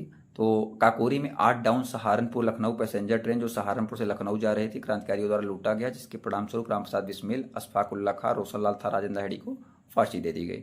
इनमें से कौन सा क्रांतिकारी संगठन काकोरी केस में शामिल था? तो अभी हमने पढ़ा कौन थे?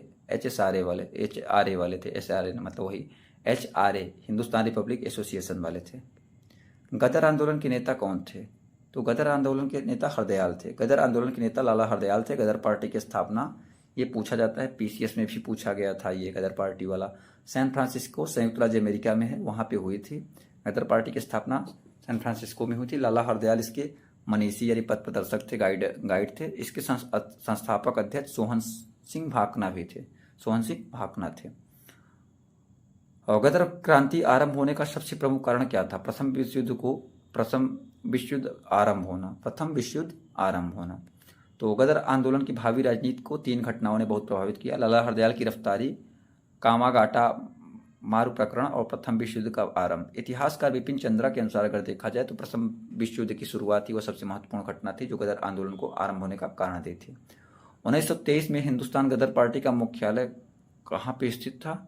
यह आपके सैन फ्रांसिस्को में स्थित था। हिंदुस्तान गदर पार्टी, जिसे गदर पार्टी के नाम जाना जाता है, वर्ष 1913 में पराधीन भारत को अंग्रेजों से स्वतंत्र कराने के उद्देश्य से की गई थी। इसका मुख्यालय सैन फ्रांसिस्को अमेरिका में था। कब हुआ था? 1913 में गठन। निम्नलिखित में से किसके नेतृत्व में मंडी षड्यंत्र हुआ? तो ये हुआ था गदर पार्टी, जो कि 1913 में लाला हरदयाल और सोहन सिंह भाकना के द्वारा बनाया गया था। गदर पार्टी के नेतृत्व में मंडी परिषद षड्यंत्र दिसंबर 1914 और जनवरी 1915 में मंडी और सुकेत राज्यों में बैठकें हुई था। मंडी और सुकेत के अधीक्षक एवं राजा के वजीर की हत्या करके खजाना लूटने तथा प्यास नदी पर बने पुल को उड़ाने का निर्णय लिया गया कि उड़ा दिया जाएगा, धुआं कर दिया जाएगा। 15 नंबर देखते हैं, लंदन से इंडियन सोशियोलॉजिस्ट का प्रकाशन किसने किया? तो ये करने वाले थे Shyam ji Krishna Varma. The Indian sociologist का प्रकाशन लंदन में श्याम जी कृष्ण वर्मा द्वारा शुरू किया गया। श्याम जी कृष्ण वर्मा लंदन में इंडिया हाउस संगठन के भी संस्थापक थे। 16 नंबर देखते हैं, निम्नलिखित में से किसने वर्ष 1905 में लंदन में इंडिया हाउस एक छात्र निवास की स्थापना की थी? ये करने वाले कौन थे? श्याम जी कृष्ण वर्मा, भी हमने पढ़ा। श्याम जी कृष्ण वर्मा ने वर्ष 1905 में लंदन में इंडिया हाउस एक छात्र निवास की स्थापना की। श्याम जी कृष्ण वर्मा ने द इंडियन सोशियोलॉजिस्ट की स्थापना लंदन में की। श्याम जी कृष्ण वर्मा दयानंद सरस्वती के सांस्कृतिक राष्ट्रवाद के दृष्टिकोण से बहुत ही ज़्यादा प्रभावित थे, उनको आइडियल मानते थे। 17 नंबर देखते हैं, निम्न में से किस शहर में स्वतंत्रता सेनानी चंद्रशेखर आजाद ने ब्रिटिश पुलिस द्वारा घिर जाने पर खुद को गोली मार दी? तो ये हमारे प्यारे प्रयागराज, जो कि इलाहाबाद के नाम से इलाहाबाद है, जो कि प्रयागराज के नाम से जाना जाता है। यहाँ पे कंपनी गार्डन, अगर आप प्रयागराज की अगल बगल जिलों के हैं या प्रयागराज, तो सब जानते हैं, प्रयागराज को पूरी दुनिया जानती है। तो इलाहाबाद में चंद्रशेखर आजाद एक पेड़, मैं थोड़ा कहानी बता दे रहा हूँ, 2 मिनट लगेगा। एक पेड़ के नीचे वहीं पे थे, वहीं पे अपने आप को गोली मार दी। वो पेड़ तो फिलहाल खत्म हो गया, पेड़ तो नहीं था, तो उसकी जगह पे नया पेड़ लगाया गया था उसी टाइम। एक जिनको अपना सिस्टर मानते थे उन्होंने ही लगाया था। ये सारी चीज़ें आप कंपनी गार्डन में जाके देख सकते हैं। आज़ाद जी की काफ़ी बड़ी प्रतिमा लगी हुई है। तो हिंदुस्तान सोशलिस्ट रिपब्लिकन एसोसिएशन के एकमात्र सदस्य चंद्रशेखर आजाद, जो काकोरी षड्यंत्र केस में पुलिस को चकमा दे रहे थे, लाहौर षड्यंत्र केस में भी बचने के लिए थे, लेकिन 27 फरवरी 1931 को इलाहाबाद, जो कि प्रयागराज के नाम जाना जाता है, अल्फ्रेड पार्क के पुलिस के द्वारा घिरे जाने पर खुद को गोली मार दिए। अल्फ्रेड पार्क को आज़ाद पार्क के नाम से जाना जाता है, जिसे हम लोग कंपनी गार्डन में बोलते हैं। तो घूमने के लिए घूम भी सकते हैं आप चाहें तो। निम्नलिखित में से कौन एक भारतीय राष्ट्रीय आंदोलन में क्रांतिकारी नेता नहीं थे? तो गोपाल कृष्ण गोखले क्रांतिकारी नेता थे। गोपाल कृष्ण गोखले भारत में ब्रिटिश साम्राज्य के खिलाफ संघर्ष करने वाले भारतीय स्वतंत्रता आंदोलन के नरमपंथी नेताओं और जब समाज सुधारकों में से एक थे, जबकि चंद्रशेखर आजाद, सूर्य सेन और भगत सिंह भारतीय राष्ट्रीय आंदोलन क्रांतिकारी नेता थे। इनकलाब जिंदाबाद का नारा किसने दिया था? ये देने वाले आपके थे भगत सिंह। कौन थे? भगत सिंह। आइए इनकलाब जिंदाबाद के बारे में पढ़ लेते हैं। इनकलाब जिंदाबाद के नारे को लोकप्रिय भगत सिंह ने किया। ये हिंदुस्तान सोशलिस्ट रिपब्लिक एसोसिएशन के सदस्य थे। भगत सिंह एवं बटुकेश्वर दत्त ने अप्रैल 1929 में केंद्रीय विधानसभा में बम फेंका था असेंबली में, और लाहौर षड्यंत्र कांड के तहत 23 मार्च 1931 को फांसी दे दी गई। और अगर बात की जाए इंकलाब जिंदाबाद की रचना हजरत मोहानी ने किया था, मतलब इंकलाब जिंदाबाद की रचना किसने किया था? हजरत मोहानी ने। लेकिन लोकप्रिय नारा किसने दिया? भगत सिंह ने, यह ध्यान रखिएगा। इंकलाब जिंदाबाद का नारा किसने दिया था? अभी हमने पढ़ा भगत सिंह, लेकिन अगर भगत सिंह नहीं है तो लिखा किसने था? हजरत मोहानी। तो हजरत मोहानी मारिएगा, ध्यान दीजिएगा दोनों चीज़ें। भारत के भीतर और बाहर दोनों में क्रांतिकारी की सक्रिय भूमिका निभाने वाले एकमात्र भारतीय राजकुमार कौन थे? वो थे राजेंद्र महेंद्र प्रताप। भारत के भीतर और बाहर दोनों में क्रांतिकारी की सक्रिय भूमिका निभाने वाले एकमात्र भारतीय राजकुमार राजेंद्र महेंद्र प्रताप थे। उनका जन्म वर्तमान उत्तर प्रदेश में हुआ था। वे क्रांतिकारी एवं समाज सुधारक भी थे। आइए देख लेते हैं, मिलान करने की बात कर रहा है। तो राम प्रसाद बिस्मिल, सूर्यसेन, अरविंदो घोष, भगत सिंह। तो क्या कह रहा है? राम प्रसाद बिस्मिल, तो काकोरी षड्यंत्र मामला इनका था, आप जानते ही हैं। और उसके बाद आपका क्या है? सूर्यसेन चटगांव शस्त्रागार छापा में थे। और आपके अरविंद घोष जो थे अलीपुर बम मामला था। और भगत सिंह लाहौर षड्यंत्र मामला था। तो विकल्प बी सही हो जाएगा। क्या हो जाएगा? विकल्प बी सही हो जाएगा। ठीक है, यहाँ पे भी देख सकते हैं। राम प्रसाद बिस्मिल काकोरी षड्यंत्र, सूर्यसेन चटगांव शस्त्रागार छापा, अरविंदो घोष अलीपुर बम मामला, भगत सिंह लाहौर षड्यंत्र मामला। आइए 23 नंबर क्वेश्चन देखते हैं। अपराधियों के रूप में नहीं बल्कि राजनीतिक बंदियों के रूप में इलाज की मांग करते हुए किस क्रांतिकारी की जेल में 63 दिन उपवास के बाद मृत्यु हो गई? जतिन दास। हमारे क्रांतिकारियों ने बहुत पीड़ाएं यातनाएं झेली हैं, जो आज हम आप हैं यहाँ पे। अपराधियों के रूप में नहीं बल्कि राजनीतिक बंदियों के रूप में व्यवहार की मांग करते हुए क्रांतिकारी जतिन दास को 63 दिन के उपवास के बाद मृत्यु हो गई थी इनकी। अब अगला टॉपिक है विधायी संशोधन था ब्रिटिश इंडिया एक्ट 1935। तो इसमें पहला क्वेश्चन देखते हैं। निम्नलिखित में से किस अधिनियम के द्वारा ईस्ट इंडिया कंपनी ने चीन के साथ व्यापार का अपना एकाधिकार खो दिया? ये चीज़ें आप पोलिटी में भी पढ़े होंगे, पोलिटी में। तो 1833 चार्टर अधिनियम, ठीक है। तो चार्टर अधिनियम 1833 के तहत ईस्ट इंडिया कंपनी ने अपने वाणिज्यिक विशेषाधिकारों से वंचित हो गई और चीन के साथ व्यापार एवं चाय संबंधित कंपनी का व्यापार एकाधिकार भी समाप्त कर दिया गया था। आइए अगला क्वेश्चन देखते हैं। अगला क्वेश्चन है, भारत निम्नलिखित में से कौन सा 1892 के सुधारों का विस्तार था? भारत सरकार अधिनियम 1935, बेबेल योजना 1945, 1909 का परिषद अधिनियम। विस्तार का मतलब जो 1892 में चीज़ें नहीं हो पाई वो कौन से अधिनियम में लाई गई? तो 1892 के बाद 1909 का परिषद अधिनियम आता है, जिसे मार्लियोमिंटो सुधार के नाम से जाना जाता है। ठीक है, 23 नंबर क्वेश्चन देखते हैं। निम्नलिखित में से कौन सा अधिनियम मॉन्टेग्यू चेम्सफोर्ड रिपोर्ट पर आधारित था? तो ये आपका आपने पढ़ा होगा, भारत सरकार अधिनियम 1919। भारत सरकार अधिनियम 1919 मॉन्टेग्यू चेम्सफोर्ड की रिपोर्ट पर आधारित था। इस अधिनियम की मुख्य विशेषताओं में प्रांतों में द्वैत शासन की स्थापना की गई थी। ठीक है, 4 नंबर क्वेश्चन देखते हैं। भारत सरकार अधिनियम 1935 के अनुसार मुख्य न्यायाधीश के साथ कितने न्यायाधीशों की नियुक्ति की बात की गई थी या नियुक्ति की गई थी? तो ये 6। कितने? 6। तो भारत सरकार अधिनियम 1935 के अनुसार मुख्य न्यायाधीश के साथ 6 न्यायाधीशों की नियुक्ति की गई थी। वर्तमान में सर्वोच्च न्यायालय में न्यायाधीशों की कुल संख्या 34। आज प्रेजेंट टाइम की बात किया जाए, कितने जजेस हैं सर्वोच्च न्यायालय में? 34 सहित मुख्य न्यायाधीश सहित 34 निर्धारित किए गए हैं। भारतीय संविधान के अनुच्छेद 124 के अनुसार सर्वोच्च न्यायालय के न्यायाधीशों की नियुक्ति राष्ट्रपति द्वारा की जाती है। देखिए इससे कितने क्वेश्चन बने। तो भारत सरकार अधिनियम 1935 के अनुसार मुख्य न्यायाधीश के साथ 6 न्यायाधीश थे। और वर्तमान समय की बात किया जाए तो मुख्य न्यायाधीश के साथ 34 न्यायाधीश हैं, यानी 33 जजेस हैं, एक CJI है, चीफ जस्टिस ऑफ इंडिया। और जज की नियुक्ति सुप्रीम कोर्ट में कौन से अनुच्छेद के अनुसार की जाती है? 124 अनुच्छेद के अनुसार। और कौन करता है? भारत का राष्ट्रपति करता है। 5 नंबर क्वेश्चन देखते हैं।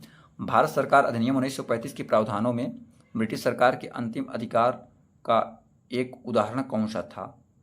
तो प्रांतीय सरकारों पर गवर्नर के लिए विशेष शक्तियाँ, प्रांतीय स्तर पर द्वैत शासन का उन्मूलन, संघीय बैठकों की स्थापना, शक्ति का विभाजन। तो ये आपका हो जाएगा प्रांतीय सरकारों पर गवर्नर की विशेष शक्तियाँ। तो भारत सरकार अधिनियम 1935 के प्रावधानों में ब्रिटिश सरकार के अंतिम अधिकार का एक उदाहरण था प्रांतीय सरकारों पर गवर्नर की विशेष शक्तियाँ। 6 नंबर देखते हैं। निम्नलिखित में से किस अधिनियम द्वारा बर्मा को भारत से अलग कर दिया गया? तो ये 1935 के अधिनियम के द्वारा किया गया था। किसके द्वारा? 1935 अधिनियम के द्वारा। 7 नंबर देखते हैं। सरकार के निम्नलिखित में से किस अधिनियम के कारण बम्बई से सिंध प्रांत का निर्माण हुआ था? तो ये हुआ था भारत सरकार अधिनियम 1935 के द्वारा ही।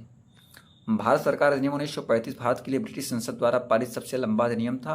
मूल रूप से पारित अधिनियम बहुत लंबा होने के कारण 2 अलग अलग अधिनियमों में विभाजित किया गया, अर्थात भारत सरकार अधिनियम 1935 और बर्मा सरकार अधिनियम 1935। तो आइए 9 नंबर क्वेश्चन देखते हैं। ठीक है, तो मांटफोर्ट सुधारों की सबसे महत्वपूर्ण विशेषता थी। केंद्र था रियासतों के मध्य शक्तियों का विभाजन, इनमें से कोई नहीं। केंद्र था रियासतों के मध्य शक्तियों का विभाजन, रियासतों में द्विशासन, दोनों रियासतों में द्विशासन। तो इसका उत्तर देखिए सही नहीं दिया गया था, मतलब जो विकल्प था विकल्प ही सही नहीं था। तो मांटफोर्ट सुधारों की सबसे महत्वपूर्ण विशेषता थी केंद्र तथा प्रांतों के मध्य शक्ति का विभाजन एवं प्रांतों में द्विशासन की स्थापना करना। इसके अनुसार प्रांतीय विषयों को 2 वर्गों में विभाजित किया गया, आरक्षित विषय और हस्तांतरित विषय। यहाँ पे क्या है, दोनों विकल्प एक ए और बी दोनों दिया गया तो ये विषय था, लेकिन ऐसा दिया नहीं गया है। तो उत्तर दोनों हो जाएंगे, लेकिन यहाँ पे ए और बी होता सही, मतलब जो ए बी सी जो था वो होता ज़्यादा सही था। ठीक है, केंद्र रियासत नहीं था, केंद्र और प्रांत था। ठीक है, आइए अगला टॉपिक देखते हैं। भारत छोड़ो आंदोलन, आज़ाद हिंद फौज तथा नेता सुभाष चंद्र बोस। ये पेट के सिलेबस के अकॉर्डिंग चल रहे हैं, हम कोई अपने अकॉर्डिंग नहीं चल रहे हैं। जो सिलेबस में पॉइंट दिया है, सिलेबस आपने देख लिया होगा। अगर नहीं देखा है तो आप हमें इंस्टाग्राम, टेलीग्राम, व्हाट्सअप कहीं भी जुड़ के उससे देख सकते हैं। इंस्टाग्राम और टेलीग्राम डिस्कशन ग्रुप में भी आप कह देंगे तो भेज दिया जाएगा। किस आंदोलन के लिए महात्मा गांधी द्वारा करो या मरो का नारा दिया गया था? तो ये नारा दिया गया था भारत छोड़ो आंदोलन। कब? भारत छोड़ो आंदोलन। तो भारत छोड़ो आंदोलन में महात्मा गांधी ने करो या मरो का नारा दिया। 6 से 14 जुलाई 1942 को कांग्रेस कार्य समिति की वर्धा बैठक में गांधी जी ने भारत छोड़ो आंदोलन के प्रस्ताव को पारित किया और 7-8 अगस्त 1942 को कांग्रेस की बैठक बंबई के ग्वालियर टैंक मैदान में हुई, जिसमें वर्धा प्रस्ताव, जिसे भारत छोड़ो आंदोलन के नाम से भी जाना जाता है। कभी कभी भारत छोड़ो नहीं लिखा रहेगा, वर्धा प्रस्ताव लिखा रहेगा, तो आप समझ जाइएगा वर्धा प्रस्ताव मतलब भारत छोड़ो आंदोलन। थोड़े बहुत संशोधन के बाद 8 अगस्त 1942 को प्रस्ताव स्वीकार किया गया और 9 अगस्त 1942 को भारत छोड़ो आंदोलन प्रारंभ हुआ। देख लीजिएगा 7-8 अगस्त से होकर 9 अगस्त को माना जाता है। अब भारत छोड़ो आंदोलन या अगस्त क्रांति भारतीय स्वतंत्रता आंदोलन की अंतिम महान लड़ाई थी, एकदम जबरदस्त वाली। 2 नंबर क्वेश्चन देखते हैं। महात्मा गांधी ने किस आंदोलन के लिए करो या मरो नारा दिया? अभी हमने पढ़ा भारत छोड़ो आंदोलन या वर्धा प्रस्ताव। करो या मरो का नारा किसने दिया? तो ये हम सबको पता है, विकल्प ए महात्मा गांधी, अभी पढ़ा ऊपर हमने।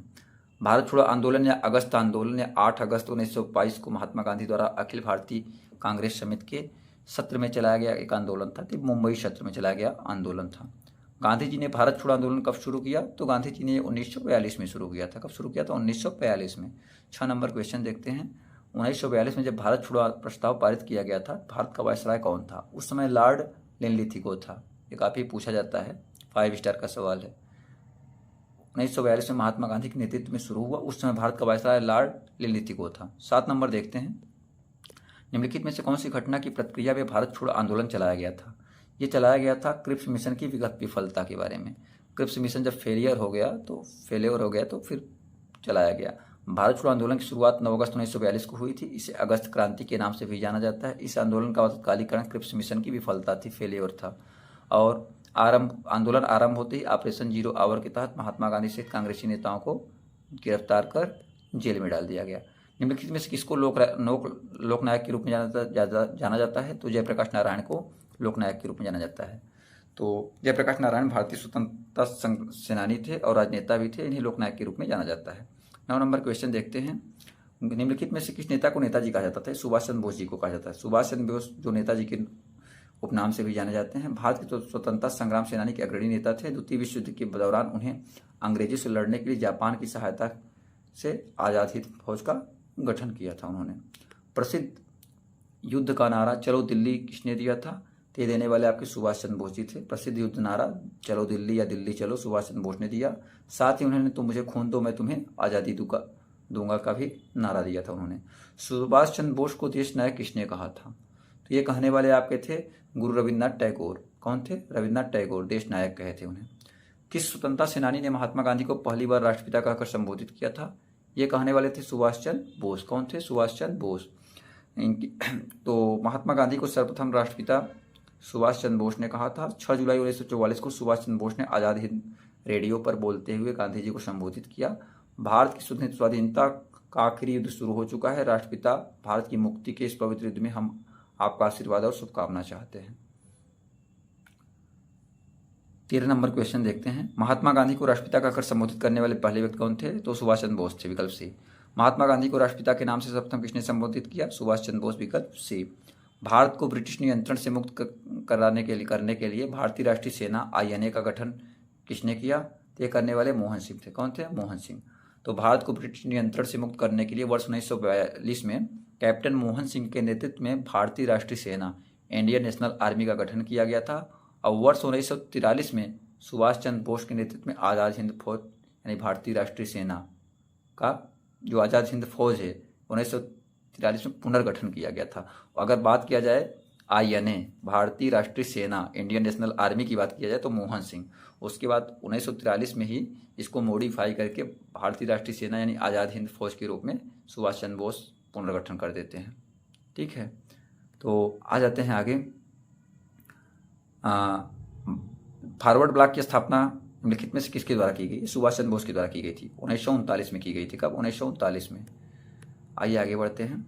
सुभाष चंद्र बोस ने 1944 में मोइरांग में INA ध्वज फहराया था। और वह शहर अब निम्नलिखित में से किस राज्य के शासित प्रदेश में आता है? वो मणिपुर में आता है। तो वर्ष 1944 में सुभाष चंद्र बोस ने मोइरांग में इंडियन नेशनल आर्मी का ध्वज फहराया था। मोइरांग शहर भारत के मणिपुर राज्य में स्थित है। 18 नंबर क्वेश्चन देखते हैं। ये 13 जून 1943 को सुभाष चंद्र बोस निम्नलिखित में से किसके निमंत्रण पर पूर्वी एशिया आए थे? तो ये रास बिहारी बोस के निमंत्रण पर आए थे। 13 जून 1943 को सुभाष चंद्र बोस रास बिहारी बोस के निमंत्रण पर पूर्वी एशिया आए थे। 19 नंबर क्वेश्चन देखते हैं। नेताजी सुभाष चंद्र बोस ने आज़ाद हिंद फौज सरकार की स्थापना कब की? तो ये कब की थी? जुलाई 1943, सितंबर 1943, दिसंबर 1943, अक्टूबर 1943। ये देखिए कैसे फंसाता है। तो 21 अक्टूबर 1943 को याद कर लीजिएगा। 21 अक्टूबर 1943 को सुभाष चंद्र बोस ने सिंगापुर में स्वाधीन भारत की अस्थायी सरकार आज़ाद हिंद सरकार का गठन किया। आज़ाद हिंद फौज का पुनर्गठन 4 जुलाई 1943 को सुभाष चंद्र बोस के नेतृत्व में किया गया था। तो ये दोनों आप याद कर लीजिए अच्छे से। ठीक है, और सिंगापुर में क्या किया था? आज़ाद हिंद सरकार का। ठीक है ना।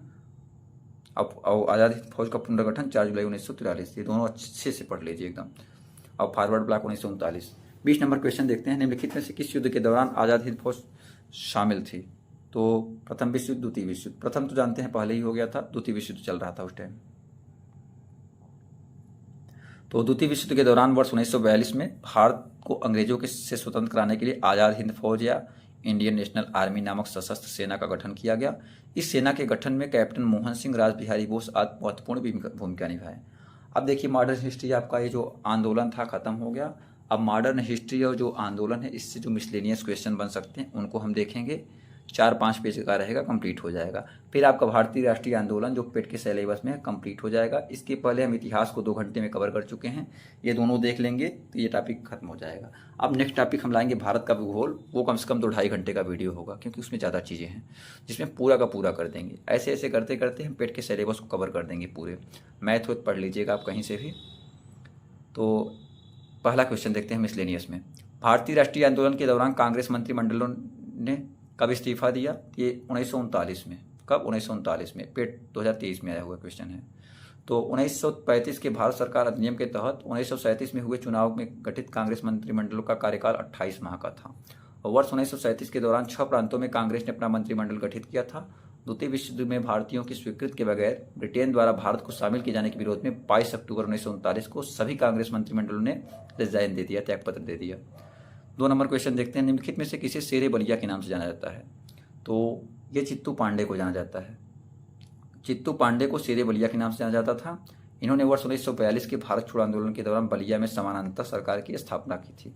खुद ही समानांतर सरकार की स्थापना कर लिए थे चित्तू पांडे। और चित्तू पांडे के नाम पे भी हाल ही की गवर्नमेंट ने योजनाएं बलिया को किया है, आप जानते हैं करंट अफेयर में। 3 नंबर क्वेश्चन देखते हैं। 1942 में विंस्टन चर्चिल द्वारा गांधी जी और कांग्रेस के साथ समझौता करने का प्रयास करने के लिए किसे भारत भेजा गया था? तो सर स्टैफोर्ड क्रिप्स को भेजा गया था। और दूसरी विश्व युद्ध में जापान की बढ़ती हुई शक्ति को देखते हुए अंतर्राष्ट्रीय विशेषकर संयुक्त राज्य अमेरिका, चीन और ऑस्ट्रेलिया ने ब्रिटेन पर भारत को स्वतंत्र करने के लिए दबाव बढ़ाया। और 1942 में विंस्टन चर्चिल द्वारा गांधी जी और कांग्रेस के साथ समझौता करने का प्रयास करने के लिए क्रिप्स के नेतृत्व में एक मिशन भेजा गया जिससे क्रिप्स मिशन के नाम से जाना जाता है। 4 नंबर देखते हैं। पूर्ण स्वराज की मांग करने वाले प्रथम कार्यकर्ता का नाम क्या बताइए? तो ये करने वाले हसरत मोहानी थे। तो 1921 में पूर्ण स्वराज की मांग सर्वप्रथम मौलाना हजरत मोहानी ने किया था, और इंकलाब जिंदाबाद का इन्होंने ही रचना किया था, और बाकी भगत सिंह ने नारा दिया था, पॉपुलर किया था। 1722 में कौन से स्थान की सूबेदारी राजा सवाई राजा जय सिंह को दी गई थी? तो ये आगरा की दी गई थी। 1722 में आगरा की सूबेदारी सवाई राजा जय सिंह द्वितीय के नाम से जाना जाता है, इनको दिया गया था। इन्होंने जयपुर में अपनी नई राजधानी की स्थापना की थी। 6 नंबर क्वेश्चन देखते हैं। ब्रिटिश ने निम्नलिखित में से किस भाषा को भारतीय समाज में प्रस्तुत करने की उत्सुकता दिखाई थी? तो अंग्रेजी को दिखाई थी। ब्रिटिश सरकार ने अंग्रेजी भाषा को भारतीय समाज में प्रस्तुत करने की उत्सुकता दिखाई। अंग्रेजों ने भारत में अंग्रेजी भाषा शिक्षा का प्रचार प्रसार आरंभ किया। 7 नंबर क्वेश्चन देखते हैं। अनुभवी स्वतंत्रता सेनानी, लेखक और शिक्षाविद के.एम. मुंशी ने निम्नलिखित में से किस संगठन की स्थापना की थी? तो इन्होंने भारत विद्या भवन की स्थापना की थी। किसकी? भारत विद्या भवन।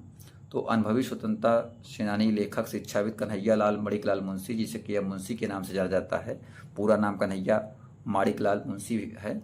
इन्होंने वर्ष 1938 में भारतीय विद्या भवन की स्थापना की। भारतीय विद्या भवन का उद्देश्य शिक्षा, कला और संस्कृति को बढ़ावा देना था।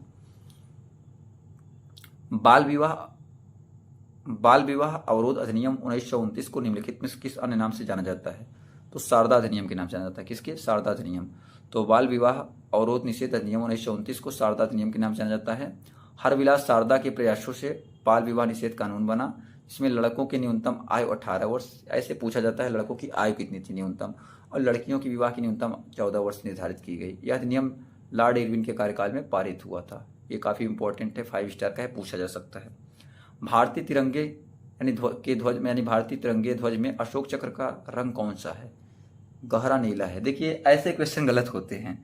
अब बैगनी, मजेंटा, काला, पीला, नीला दे देगा, आप लोगों को लगा इतना इजी क्वेश्चन है, ये तो हम कर नहीं पाए, तो बड़ा डिमोटिवेट हो जाते हैं। तो ये सब अच्छे से देखिएगा, फैक्चुअल क्वेश्चन है, इससे आपको नंबर एकदम सॉलिड मिलने वाले हैं।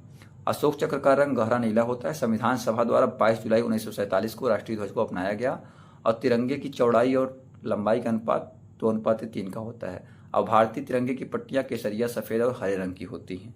अब इससे ज्यादा इसमें कुछ आएगा नहीं तिरंगे के बारे में, ठीक है। अब पिंगली वेंकैया के बारे में पढ़ लीजिएगा, जिन्होंने डिजाइन किया था, ठीक है। सर्वेंट ऑफ इंडिया सोसाइटी की स्थापना किसके द्वारा 1905 में कल्याणकारी कार्यों में विभिन्न जातियों और धर्मों के भारतीयों को एकजुट करने और प्रशिक्षित करने के लिए की गई थी? तो गोपाल कृष्ण गोखले के द्वारा, ठीक है। तो servant society of India Gopal Krishna Gokhale के द्वारा 1905 में स्थापना किया गया था, सर्वेंट सोसाइटी ऑफ इंडिया का। निम्नलिखित में से किसने अपने सहयोगियों को यह महसूस करने के लिए प्रेरित किया था कि संविधान सभा ब्रिटिश निर्मित थी और ब्रिटिश योजनाओं पर काम कर रही थी, जैसा कि ब्रिटिश चाहते थे कि इस पर काम किया जाए? ये सोमनाथ लाहिड़ी। कौन? सोमनाथ लाहिड़ी। तो एक कम्युनिस्ट सदस्य सोमनाथ लाहिड़ी ने अपने सहयोगियों को यह महसूस करने के लिए प्रेरित किया था कि संविधान सभा ब्रिटिश निर्मित थी और ब्रिटिश योजनाओं पर ही कार्य कर रही थी, जैसा कि ब्रिटिश चाहते थे कि इस पर काम किया जाए। 12 नंबर क्वेश्चन देखते हैं। निम्नलिखित में से किस ब्रिटिश मिशन या योजना ने पाकिस्तान की मांग को अमान्य कर दिया था? ये करने वाला कैबिनेट मिशन था। मुश्किल से 5-10 मिनट और क्लास चलेगा, ऑलमोस्ट 1 घंटे होने वाले होंगे, मुझे पता है, लेकिन क्या करें, कवर भी करना जरूरी है जिससे कुछ छूटे ना। तो कैबिनेट मिशन 24 मार्च 1946 को दिल्ली आया। इसके अध्यक्ष भारत मंत्री लॉर्ड पैथिक लॉरेंस थे। अन्य दो सदस्य स्टैफोर्ड क्रिप्स, जो कि अध्यक्ष था बोर्ड ऑफ ट्रेड का, तथा एवी अलेक्जेंडर नौसेना मंत्री थे। 16 मई 1946 को कैबिनेट मिशन ने अपने प्रस्तावों की घोषणा की, जिसमें शामिल प्रमुख प्रस्ताव क्या थे? भारत की एकता बनाई रखी जाए, मुस्लिम लीग की पाकिस्तान की मांग ठुकरा दी जाए, भारत एक संघ होगा जिसमें ब्रिटिश प्रांत तथा देशी रियासत शामिल होगी, संविधान सभा का गठन प्रांतीय विधानसभाओं तथा देशी रियासतों के प्रतिनिधियों द्वारा किया जाएगा, ठीक है। 13 नंबर क्वेश्चन देखते हैं। निम्नलिखित में से किसने भारतीय राष्ट्रीय आंदोलन के दौरान 16 अगस्त 1946 को प्रत्यक्ष कार्रवाई दिवस मनाया था? ये मुस्लिम लीग ने मनाया था। किसने? मुस्लिम लीग ने। मुस्लिम देश की मांग को पूरा करने हेतु मुस्लिम लीग ने 16 अगस्त 1946 को प्रत्यक्ष कार्रवाई दिवस घोषित किया। उनका ये था कि मुस्लिम लीग का ये था कि मुझे एक नया देश दिया जाए मुस्लिम के आधार पे। 14 नंबर क्वेश्चन देखते हैं। राष्ट्रवाद की पहली स्पष्ट अभिव्यक्ति निम्नलिखित में से किस क्रांति के साथ हुई? तो ये अमेरिका की क्रांति के साथ हुई। तो राष्ट्रवाद की पहली स्पष्ट अभिव्यक्ति अमेरिकी क्रांति में हुई 4 जुलाई 1776 को ब्रिटेन से स्वतंत्र होकर। अमेरिका कब आजाद हुआ था? 4 जुलाई 1776 को ब्रिटेन से स्वतंत्र होकर संयुक्त राज्य अमेरिका का एक नए देश के रूप में उदय हुआ। ब्रिटेन वाले देख रहे हैं हर जगह एकदम राज किए थे। 15 नंबर क्वेश्चन देखते हैं। भूदान या ग्रामदान आंदोलन निम्नलिखित में से किसके द्वारा शुरू किया गया था? विनोबा भावे के द्वारा शुरू किया गया था। भूदान आंदोलन या ग्रामदान आंदोलन विनोबा भावे द्वारा चला गया था। यह सर्वोदय आंदोलन पर आधारित विचारधारा थे, जिसके तहत जमींदार वर्गों से भूमिहीन वर्गों को भूमि आवंटन का अनुरोध किया गया था कि उनको भूमि दे दिया जाए। 16 नंबर क्वेश्चन देखते हैं। 1927 में महाराष्ट्र में महाड़ सत्याग्रह किसने आरंभ किया था?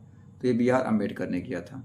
तो 1927 में महाड़ सत्याग्रह बी आर अम्बेडकर ने प्रारंभ किया था। यह सत्याग्रह दलित, शोषित एवं अन्य जातियों द्वारा किए जाने वाले अत्याचार संबंधित था। इस आंदोलन का संबंध महाड़ स्थित कवदर तालाब से निम्न जातियों के लोगों को पानी उपयोग लाए जाने के संबंध में था। 17 नंबर देखते हैं। रविन्द्रनाथ टैगोर ने किस नरसंहार के विरोध में नाइटहुड की उपाधि लौटा दी थी? तो जलियांवाला बाग नरसंहार के उपलक्ष्य में विरोध में लौटा दिया था। जलियांवाला बाग का हत्याकांड कब हुआ था? तो ये हुआ था 13 अप्रैल 1919 को। ठीक है। किस स्वतंत्रता सेनानी को लोकमान्य की मानद उपाधि दी गई? तो लोकमान्य बाल गंगाधर तिलक। ठीक है।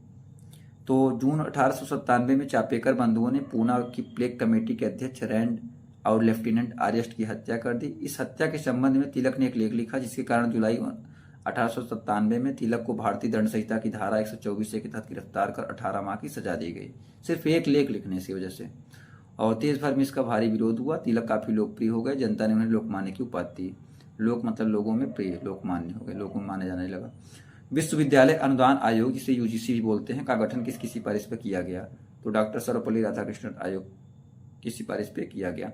विश्वविद्यालय अनुदान आयोग, जिसे यूनिवर्सिटी ग्रांट कमीशन बोलते हैं, यूजीसी, जो नेट जेआरएफ और सबका पेपर कराता है, प्रोफेसर की नियुक्ति करता है।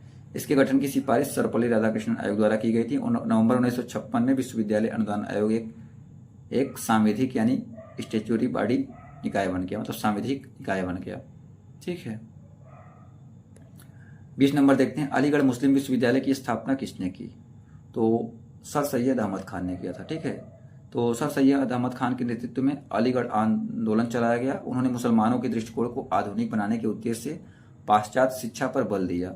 सर सैयद अहमद खान ने ही 1875 में amu.acn के अनुसार जो वेबसाइट दिया गया है, इस वेबसाइट के अनुसार 1870 दिया गया है, और लेकिन बाकी बुक में 1875 मिलता है।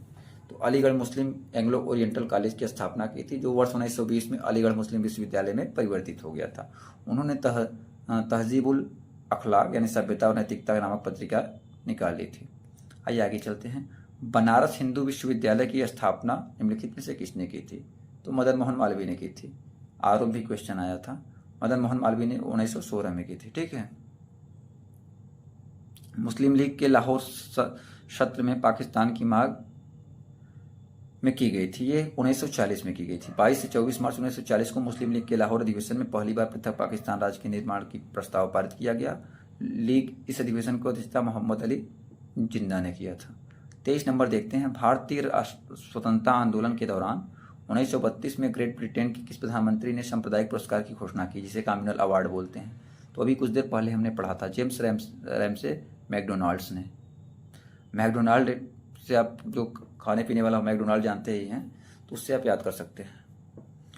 तो ब्रिटिश प्रधानमंत्री जेम्स रैमसे मैकडोनाल्ड्स ने 16 अगस्त 1932 को पिज्जा खूब खाते हुए मैकडोनाल्ड्स बोला था, आपको पता होगा। संप्रदायों के प्रतिनिधित्व के विषय में एक पंचाट जारी किया, जिसे सांप्रदायिक पंचाट या कम्युनल अवार्ड कहा गया। इस पंचाट में पृथक निर्वाचन सेपरेट इलेक्टोरल की बात की जाती है, जो मुसलमानों, भारतीय ईसाइयों, सिखों और आंग्ल भारतीयों, दलितों आदि पर लागू कर दिया गया। फूट डालो वाला सिस्टम था। तो पूना समझौता 1932 में किसके मध्य एक करार था? ये अंबेडकर और गांधी के मध्य करार था। ठीक है। 24 सितंबर 1932 को समझौता हुआ, जिसे पूना समझौता के नाम से जाना जाता है। इसमें दलित वर्गों की सुरक्षित सीटों की संख्या 71 से बढ़ाकर 148 कर दिया गया, और केंद्रीय विधानमंडल में 18% सीटें दलित वर्गों के लिए आरक्षित कर दी गई। घटना और तारीख के इन जोड़ों में कौन सा जोड़ा सही ढंग से मेल नहीं खाता? दिल्ली भारत की नई राजधानी बनी गई 1911 दिया है। महात्मा गांधी ने इंडिगो प्लांटर्स की शिकायतों पर ध्यान आकर्षित करने के लिए बिहार में चंपारण अभियान शुरू किया 1917। और आगे क्या दिया गया है? बीजी तिलक ने पूना में अपने मुख्यालय के साथ भारतीय ग्रेनियम लीग की स्थापना की 1914। डी दिया गया, सुभाष चंद्र बोस ने आईएनसी में अध्यक्ष के रूप में इस्तीफा दे दिया 1939। देखिए क्या गया है, सही ढंग से मेल नहीं खाता। तो मेल तो तीनों नहीं खाते, बस डी वाला मेल खाता है। तो ABC तीनों उत्तर हो जाएंगे। आइए देख लेते हैं इसके सही उत्तर को।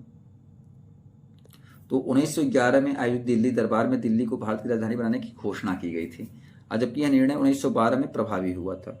अर्थात दिल्ली को 1912 में भारत की राजधानी बनाई गई थी। कब? 1912 में। तो पहला ऐसे गलत हो गया।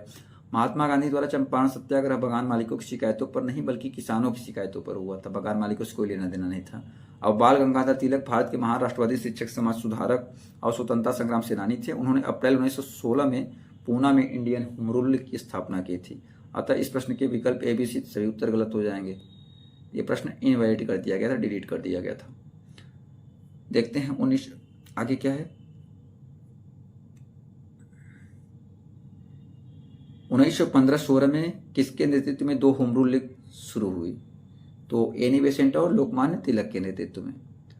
एनी बेसेंट और लोकमान्य तिलक के नेतृत्व में 2 होम रूल लीग शुरू हुई। तिलक के द्वारा इंडियन होम रूल लीग अप्रैल 1916 में स्थापित किया गया। एनी बेसेंट के द्वारा सितंबर 1916 में। मैचिंग दे सकता है, पहले किसका था बाद में किसका था। तो पहले था किसका? तिलक का, अप्रैल में था 16 में, और 1916 सितंबर में एनी बेसेंट का था। 27 नंबर क्वेश्चन देखते हैं। भारत में 1866 में भारत के संदर्भ में चर्चा करने और भारतीय कल्याण को बढ़ावा देने के लिए ब्रिटिश सार्वजनिक अधिकारों को प्रभावित करने के लिए लंदन में ईस्ट इंडिया एसोसिएशन का आयोजन किसने किया? तो ये दादा भाई नौरोजी ने किया था। किसने? दादा भाई नौरोजी ने। 1866 में लंदन में ईस्ट इंडिया एसोसिएशन का गठन दादा भाई नौरोजी ने किया। और नौरोजी को grand old man of India के नाम से जाना जाता है। और 1886 में कलकत्ता, 1893 में लाहौर और 1906 कलकत्ता अधिवेशन में वो कांग्रेस के अध्यक्ष चुने गए 3 बार। ठीक है, चलिए आगे चलते हैं। 28 नंबर देखते हैं। ग्रैंड ओल्ड मैन के नाम से किसे जाना जाता है? अभी हमने पढ़ा किसे? दादा भाई नौरोजी को। और दादा भाई नौरोजी 1825 से 1917 तक इनका मतलब जीवन है। और ग्रैंड ओल्ड मैन के नाम से भी इन्हें जाना जाता है। और 1867 में दादा भाई नौरोजी ने ड्रेन ऑफ वेल्थ थ्योरी प्रस्तुत की, जिसमें बताया गया कैसे भारत का धन भारत से इंग्लैंड जा रहा था। धन निष्कासन का सिद्धांत इन्होंने दिया था। कहीं कहीं धन निष्कासन का सिद्धांत, धन निकासी का सिद्धांत लिखा रहता है। आइए 29 नंबर में देखते हैं। निम्नलिखित में से किसने सबसे पहले धन निकासी का सिद्धांत प्रतिपादित किया था? ये दादा भाई नौरोजी ने किया था। स्वतंत्रता से पूर्व राष्ट्रीय आय के अनुमान का प्रथम प्रयास, जिसे जीडीपी बोलते हैं हम लोग, दादा भाई नौरोजी ने 1867 से 68 में किया। जबकि प्रथम वैज्ञानिक अनुसार KRV राव द्वारा किया गया था। स्वतंत्रता के पश्चात भारतीय राष्ट्रीय आय की गणना हेतु 1949 में PC महालनोबिस की अध्यक्षता में राष्ट्रीय आय समिति का गठन किया गया। वर्तमान में राष्ट्रीय आय की गणना NSO, इसे राष्ट्रीय सांख्यिकी कार्यालय बोलते हैं, उसके द्वारा किया जाता है। 30 नंबर देखते हैं। रासबिहारी बोस द्वारा संगठित भारतीय स्वतंत्रता लीग किस संगठन का एक अग्रदूत था? ये भारतीय राष्ट्रीय फौज का अग्रदूत था। रासबिहारी बोस ने वर्ष 1942 में भारतीय स्वतंत्रता लीग का गठन किया। सुभाष चंद्र बोस वर्ष 1943 में सिंगापुर पहुंचे और उन्हें लीग का प्रधान चुन लिया गया। यहीं पर सुभाष चंद्र बोस ने भारतीय राष्ट्रीय सेना आजाद हिंद फौज का पुनर्गठन किया, जिसमें उन्होंने भारतीय सेना के उन सैनिकों को भर्ती कर लिया जो सिंगापुर तथा मलेशिया से अंग्रेजों के भागने के समय जापान द्वारा युद्ध में बंदी बना लिए गए थे। और भारतीय राष्ट्रीय सेना यानी इंडियन नेशनल आर्मी को बोस ने दिल्ली चलो का नारा दिया। 31 नंबर देखते हैं। 31 नंबर क्वेश्चन क्या कह रहा है? भारत में राजनीतिक सुधारों के लिए आंदोलन शुरू करने वाले पहले भारतीय नेता थे राजा राममोहन राय जी थे। भारत में सुधारों के आंदोलन शुरू करने वाले कौन थे? राजा राममोहन राय थे। 1823 में एडम्स के देश से प्रेस की स्वतंत्रता का हनन हुआ। विरोध स्वरूप राजा राममोहन राय ने कुछ अन्य लोगों के साथ उच्चतम न्यायालय में वाद दायर किया। और वर्ष 1927 में जूरी एक्ट का भी इन्होंने विरोध किया, जिसमें धार्मिक आधार पर हिंदुओं मुसलमानों में विभेद किया गया था। 32 नंबर क्वेश्चन देखते हैं। नेतृत्व का कौन सा सिद्धांत संपूर्ण वैज्ञानिक माना जाता है? तो ये आपका बहुकारक सिद्धांत। कौन? बहुकारक सिद्धांत। 33 नंबर देखते हैं। जहां व्याख्या जरूरी होगा वहीं कर देंगे हम। 16 अगस्त 1946 को प्रत्यक्ष कार्रवाई दिवस मनाया गया मुस्लिम लीग के द्वारा। प्रथम विश्व युद्ध कब समाप्त हुआ? तो ये आपका समाप्त हुआ था आपका 28 जुलाई 1914, 16 सितंबर 1915, 11 नवंबर 1918, 22 अप्रैल 1919। तो आपका 11 नवंबर 1918 को समाप्त हुआ और शुरू हुआ था 28 जुलाई 1914 से। ठीक है। संयुक्त राज्य अमेरिका ने किस वर्ष दूसरे विश्व युद्ध में प्रवेश किया था? तो 1941 में। लोग 1939 मार देते हैं, लेकिन 1941 में ही अमेरिका एंट्री लिया था। द्वितीय विश्व युद्ध की समयावधि वर्ष 1939 से 45 तक है और यूएसए इस युद्ध में प्रारंभ से शामिल नहीं था। जापान द्वारा पर्ल हार्बर पर आक्रमण के बाद 1941 में संयुक्त राज्य अमेरिका का द्वितीय विश्व युद्ध में शामिल हुआ, मतलब अमेरिका शामिल हो गया। संयुक्त राज्य अमेरिका ने इस युद्ध के दौरान जापान के शहर हिरोशिमा और नागासाकी पर, हिरोशिमा में 6 अगस्त, नागासाकी पर 9 अगस्त 1945 में परमाणु बम गिरा दिया था। आज ये भारतीय सशस्त्र सेनाओं द्वारा पाकिस्तान से हाजी पीर की लड़ाई किस वर्ष लड़ी गई? तो ये लड़ी गई 1965 में। तो भारतीय सशस्त्र सेनाओं द्वारा पाकिस्तान से हाजी पीर की लड़ाई वर्ष 1965 में लड़ी गई थी। वर्ष 1965 में भारत पाक युद्ध के दौरान भारतीय सेना ने जम्मू कश्मीर के हाजी पीर क्षेत्र तक कब्जा कर लिया था, लेकिन 10 जनवरी 1966 को हुई ताशकंद घोषणा के अंतर्गत भारत ने इसे पाकिस्तान को वापस कर दिया। वर्तमान में क्षेत्र पाकिस्तान अधिकृत कश्मीर पीओके में स्थित है। भारत के सैनिक उसी टाइम कंट्रोल कर दिए, लेकिन ये पाकिस्तान बाज नहीं आता अपनी आदत से। नई दिल्ली का मुख्य वास्तुविद एवं डिजाइनर कौन था? तो ये था एडविन लुटियंस। लुटियंस रोड, अगर दिल्ली में आप रहे हैं, दिल्ली के बारे में जानकारी है तो आप जानते हैं, लुटियंस रोड जानते ही होंगे। नई दिल्ली का मुख्य वास्तुविद एवं डिजाइनर ब्रिटेन के आर्किटेक्ट एडविन लुटियंस थे। अगर 1911 में दिल्ली दरबार में राजधानी कलकत्ता से दिल्ली लाने की घोषणा जॉर्ज पर्चम ने की थी, जबकि कलकत्ता से दिल्ली का उसका स्थानांतरण वर्ष 1912 में हुआ था। किस वर्ष भारत की राजधानी कलकत्ता से दिल्ली हुई? तो 1911 में बात हुआ था दिल्ली दरबार और 12 में हुआ था, तो 12 दिया नहीं तो 11 मान लिया जाएगा। मोतीलाल क्या दिया गया है? मोतीलाल तेजावत भारतीय राष्ट्रीय आंदोलन के दौरान एक प्रसिद्ध व्यक्तित्व थे। वह भारत निम्नलिखित में से किस क्षेत्र से संबंधित थे? तो राजस्थान से संबंधित थे, राजस्थान के उदयपुर से। ठीक है। प्रसिद्ध गीत सारे जहां से अच्छा हिंदुस्तान हमारा की रचना किसने किया? तो ये करने वाले मोहम्मद इकबाल थे। मोहम्मद इकबाल ने सारे जहां से अच्छा हिंदुस्तान हमारा नामक गीत की रचना किया। प्रारंभ में महान राष्ट्रवादी थे, किंतु बाद में मुस्लिम लीग से संबंध रख लिए थे। शुरू में सही थे, बाद में बदल गए थे। 41 नंबर देखते हैं। नाथूराम गोडसे के वे 3 भाई कौन थे जो आरएसएस के सदस्य थे? दत्तात्रेय, गोविंद और गोपाल थे।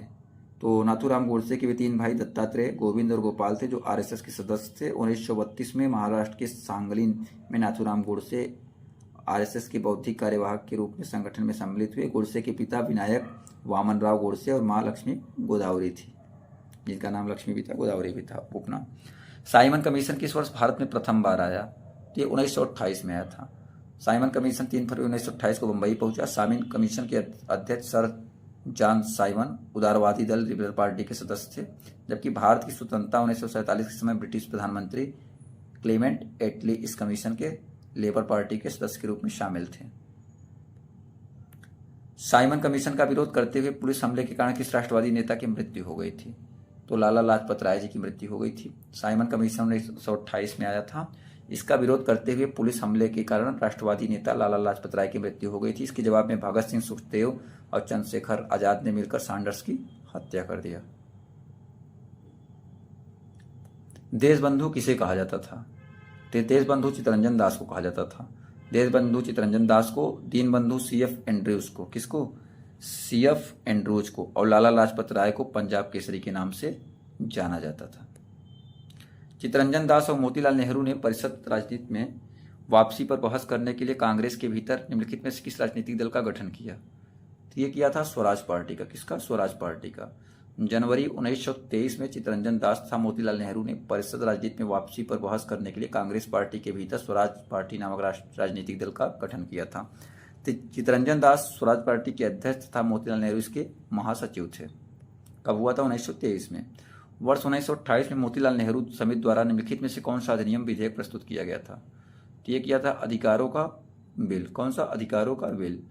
तो भारत की स्वतंत्रता संग्राम के दौरान स्वतंत्रता आंदोलन के नेताओं ने अधिकारों के महत्व को महसूस किया तथा मांग की थी कि ब्रिटिश शासकों को लोगों के अधिकारों का सम्मान करना चाहिए, और 1928 में मोतीलाल नेहरू समिति द्वारा अधिकारों का बिल ऑफ राइट्स के नाम से विधेयक प्रस्तावित किया गया था।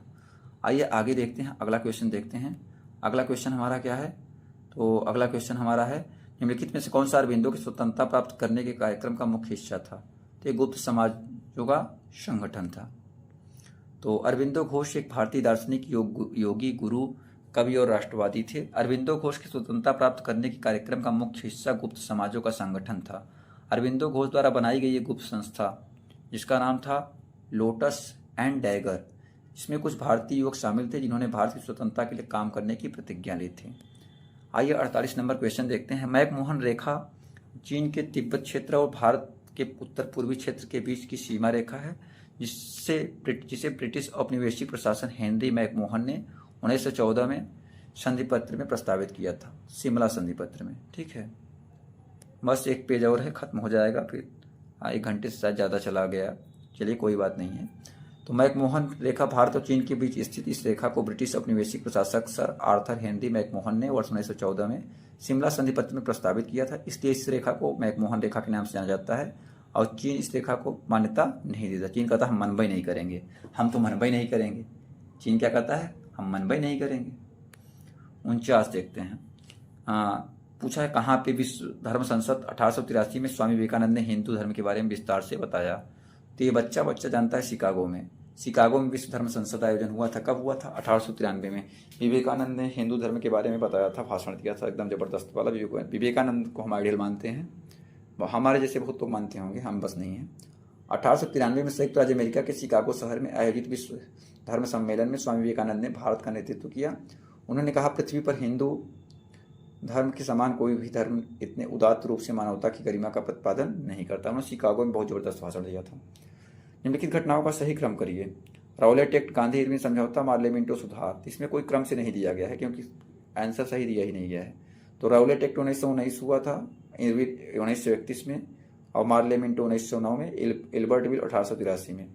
इल्बर्ट बिल 4 से देखिए दिया गया है, लेकिन इल्बर्ट के बाद आपका होना चाहिए मार्लेमेंटो। 4 के बाद 3 दिया गया है, फिर 3 के बाद 1 ना कोई 2 दे दिया गया, विकल्प सही नहीं है। ठीक है, आइए आगे बढ़ लेते हैं। आयोग ने इसका उत्तर फिलहाल विकल्प बी मान लिया था। भारत में यातायात व्यवस्था ट्रैफिक सिस्टम की शुरुआत का श्रेय किसे दिया जाता है? तो जो ट्रैफिक सिस्टम है ब्रिटिश शासक को। भारत में सार्वजनिक यातायात व्यवस्था की शुरुआत ब्रिटिश शासकों द्वारा किया गया। रेलवे इसका सबसे महत्वपूर्ण माध्यम बना। और प्रथम रेलवे कब चली थी? तो 1853 में, बम्बई में। ठीक है, थाड़े के बीच। भारतीय राष्ट्रीय कांग्रेस द्वारा किस अधिवेशन में ऐतिहासिक पूर्ण स्वराज पूर्व स्वतंत्रता का प्रस्ताव पारित किया गया था? लाहौर अधिवेशन में। 1929 में पंडित जवाहरलाल नेहरू की अध्यक्षता में कांग्रेस के ऐतिहासिक लाहौर अधिवेशन में, जिसमें पूर्ण स्वराज का प्रस्ताव पारित किया गया था। 53 नंबर देख लेते हैं। अंग्रेजों के विरुद्ध खान अब्दुल गफ्फार खान द्वारा प्रारंभ किए गए आंदोलन का क्या नाम था? लाल कुर्ती नाम था। क्या था? लाल कुर्ती। उत्तर पश्चिमी सीमा प्रांत में खान अब्दुल गफ्फार खान, जिसे बादशाह खान के नाम से जाना जाता था, इनके नेतृत्व में खुदाई खिदमतकार नामक स्वयं सेवक संगठन स्थापित किया गया था, जिसे लाल कुर्ती, रेड शर्ट के नाम से भी जाना जाता है। उत्तर पश्चिमी प्रांतों के मुसलमान ने खान अब्दुल गफ्फार खान के नेतृत्व में सविनय अवज्ञा आंदोलन में महत्वपूर्ण भूमिका निभाई। निम्नलिखित में खुदाई खिदमतकार के संस्थापक कौन संस्थापक था जिसे बादशाह खान के नाम से भी जाना जाता था? ये कौन थे? खान अब्दुल गफ्फार खान थे। ठीक है, चलिए आगे बढ़ते हैं, लास्ट पेज है। 1928 के बारडोली सत्याग्रह का नेतृत्व किसने किया था? तो ये करने वाले आपके सरदार वल्लभ भाई पटेल जी थे। और सूरत गुजरात के बारडोली में वर्ष 1928 में किसानों द्वारा लगान न अदायगी यानी लगान न देने का आंदोलन चलाया गया। बम्बई सरकार द्वारा लगान में 30% की वृद्धि कर देने के बाद लगान अदायगी रोक नामक सत्याग्रह का नेतृत्व गांधीवादी वल्लभ भाई पटेल को प्रदान किया गया। और बारडोली सत्याग्रह के समय ही यहाँ की महिलाओं की ओर से गांधी जी ने वल्लभ भाई पटेल को सरदार की उपाधि प्रदान की थी। 56 नंबर क्वेश्चन देखते हैं। जवाहरलाल नेहरू के नेतृत्व में मुस्लिम लीग अंतरिम सरकार में कब सम्मिलित हुई? तो ये 26 अक्टूबर 1946 को सम्मिलित हुई थी। ऐसा कोई विकल्प इसमें दिया नहीं गया है। ठीक है, तो इसको हटा दिया गया था, बाकी सभी को पूरे अंक दे दिए गए थे। इसके बारे में पढ़ लीजिए। 26 अक्टूबर 1946 को सम्मिलित हुआ, जिसमें लियाकत अली सहित लीग के 5 सदस्यों को मंत्री बनाया गया। थक गए हैं, गर्मी लग रही है कि कूलर वगैरह बंद करना पड़ता है, तब बनाना पड़ता है, तो थोड़ा पढ़ने में पसीने से भीग गए हैं, तो लियाकत को लिकायत हो गया हुआ, लियाकत अली। ठीक है। बलदेव सिंह अंतरिम सरकार के सदस्य स्वतंत्र भारत की पहली सरकार में के प्रमुख नेता थे। किसके? तो ये रक्षा मंत्री थे बलदेव सिंह। ठीक है। तो 2 सितंबर 1946 को पंडित जवाहरलाल नेहरू के नेतृत्व में भारत की पहली अंतरिम राष्ट्रीय सरकार का गठन हुआ। कब हुआ था? 2 सितंबर 1946 को। इसमें बलदेव सिंह रक्षा मंत्री थे, जबकि आसफ अली रेल मंत्री थे। अंतरिम सरकार का गठन कैबिनेट मिशन के अंतर्गत ही किया गया था। 1946 की अंतरिम सरकार में कार्यकारी परिषद के उपाध्यक्ष कौन थे? तो ये आपके थे जवाहरलाल नेहरू थे। कौन थे? जवाहरलाल नेहरू थे। तो 24 अगस्त 1946 को जवाहरलाल नेहरू के नेतृत्व में भारत की पहली अंतरिम सरकार की घोषणा हुई और 2 सितंबर 1946 को इसका गठन हुआ। और इस अंतरिम सरकार में कार्यकारी परिषद के उपाध्यक्ष विदेश मंत्रालय तथा राष्ट्रमंडल के विभाग जवाहरलाल नेहरू के पास थे। ठीक है, आइए आगे बढ़ते हैं। 59 नंबर देखते हैं। किसने घोषणा की थी कि 30 जून 1948 तक ब्रिटिश द्वारा भारत को स्वतंत्रता प्रदान कर दी जाएगी? ये क्लीमेंट एटली किए थे। कौन? क्लीमेंट एटली। तो ब्रिटेन के प्रधानमंत्री क्लीमेंट एटली ने 20 फरवरी 1947 को हाउस ऑफ कॉमन्स में यह घोषणा किया था कि अंग्रेज यानी ब्रिटिश 30 जून 1948 के पहले ही उत्तरदायी लोगों को सत्ता हस्तांतरित करके ट्रांसफर करके भारत को स्वतंत्रता प्रदान कर देंगे। क्लीमेंट एटली का कार्यकाल 1945 से 1951 तक था। वे लेबर पार्टी से जुड़े थे। डायरेक्ट पूछा जाता है किस पार्टी से जुड़े थे? लेबर पार्टी से जुड़े थे। 60 नंबर क्वेश्चन देखते हैं। भारत के पहले प्रधानमंत्री पंडित जवाहरलाल नेहरू ने 14 अगस्त 1947 को मध्यरात्रि को नियत से वादा यानी ट्रिस्ट विद द डेस्टिनी शीर्षक भाषण कहाँ दिया था? ये दिया था संसद यानी संविधान सभा में। कहाँ पे? संविधान सभा में। तो 14 अगस्त 1947 की मध्यरात्रि को ट्रिस्ट विद डेस्टिनी नियत से वादा शीर्षक वाले भाषण को भारत के पहले प्रधानमंत्री पंडित जवाहरलाल नेहरू ने संसद, जो तत्कालीन उस समय संविधान सभा के नाम से जाना जाता था, वहाँ पे दिया था। और जुलाई 1947 में भारतीय स्वतंत्रता अधिनियम पारित किया गया, जिसमें भारत और पाकिस्तान नामक 2 डोमिनियन की स्थापना किया गया, डोमिनियनों का। और 15 अगस्त 1947 की तिथि निश्चित की गई थी। किस रियासत के खिलाफ अभियान को ऑपरेशन पोलो कूट नाम दिया गया था? तो हैदराबाद। तो हैदराबाद रियासत के खिलाफ भारत सरकार द्वारा 1948 में किए गए अभियान को ऑपरेशन पोलो नाम दिया गया, कूट। यह अभियान हैदराबाद को भारतीय संघ में मिलाने से संबंधित था। 5 दिन तक चले इस अभियान के बाद 18 सितंबर 1948 को हैदराबाद को भारत में शामिल किया गया। इसी के साथ भारतीय राष्ट्रीय आंदोलन आपका समाप्त हुआ। और इसके बाद आपको कुछ अलग पढ़ने की ज़रूरत नहीं। हाँ, अगर लूसेंट पढ़ लेते हैं या कोई और रखे हैं थ्योरी वाला तो बहुत अच्छा है। कहेंगे थ्योरी भी करा सकते हैं हम। हमारा टारगेट है 28 अगस्त तक में पूरा पेट के लिए सिलेबस कवर कर देंगे। कल हमने इतिहास कवर किया पूरा, एंशिएंट मेडिवल मॉडर्न। आज हम भारतीय राष्ट्रीय आंदोलन कर दिए। नेक्स्ट कड़ी में हमारा भारत का भूगोल कवर करेंगे, देख सकते हैं। भारत का भूगोल करने के बाद अर्थव्यवस्था कवर करेंगे, फिर ऐसे ही हिंदी कवर करेंगे, सामान्य जागरूकता करेंगे और इंग्लिश करेंगे। ऐसे ऐसे पूरा सिलेबस कवर कर देंगे। 28 तक का टारगेट सोचा हूँ। 2 दिन आगे भी हो सकता है, 30 भी हो सकता है, लेकिन 30 तक मैं कोशिश से पूरा कर दूंगा। तो अगर वीडियो अच्छा लगा हो, आपके यूज़फुल लगा हो कि हाँ आपके लिए यूज़फुल है, तो पहली बार चैनल पे हैं तो लाइक ज़रूर करिए। साथ ही साथ आप वीडियो में कमेंट जरूर करिए, जिससे मुझे पता चलता है कि हाँ आप लोग को कैसा लग रहा है। और चैनल को सब्सक्राइब अवश्य कर लें, क्योंकि अगर आप UP PCS, UPSI, UP police और साथ ही साथ UPSSC पेट जैसे एग्जाम की तैयारी करते हैं, चैनल काफ़ी बेनिफिट होने वाला है इस चैनल से आपको आने वाले टाइम में। और साथ ही साथ आप हमारे टेलीग्राम व्हाट्सअप चैनल से जुड़ जाएं। वहाँ पे क्या होता है, हर एग्जाम की छोटी बड़ी अपडेट समय से पहले दे दी जाती है। और क्योंकि वीडियो बनाना उतना पॉसिबल नहीं हो पाता, तो लेकिन वहाँ पे अपडेट दे दी जाती है। साथ ही साथ क्विज कराते हैं अगर आ जाती है। साथ ही साथ आपको करंट अफेयर और जो भी परीक्षा संबंधित नोटिफिकेशन या जो भी चीज़ें आती हैं दे दी जाती हैं। कभी कभी PDF भी दे दिया जाता है। तो आप टेलीग्राम व्हाट्सअप चैनल से जुड़ जाएं। साथ ही साथ आप इंस्टाग्राम पे फॉलो कर सकते हैं। अपनी क्वेरीज या जो आपको हेल्प चाहिए हेल्प ले सकते हैं। और वीडियो में कमेंट करके ज़रूर बताएं आपकी कोई क्वेरी हो जिस पे आप स्पेशल वीडियो चाहते हैं, हम बनाने का प्रयास करेंगे। समय का अभाव था, लेकिन अब रेगुलर रूप से आएंगे। ठीक है, आई होप वीडियो अच्छा लगा हो। लाइक शेयर सब्सक्राइब कमेंट करें। तब तक के लिए बाय बाय, मिलते हैं नेक्स्ट वीडियो में। Thank you so much, I love you.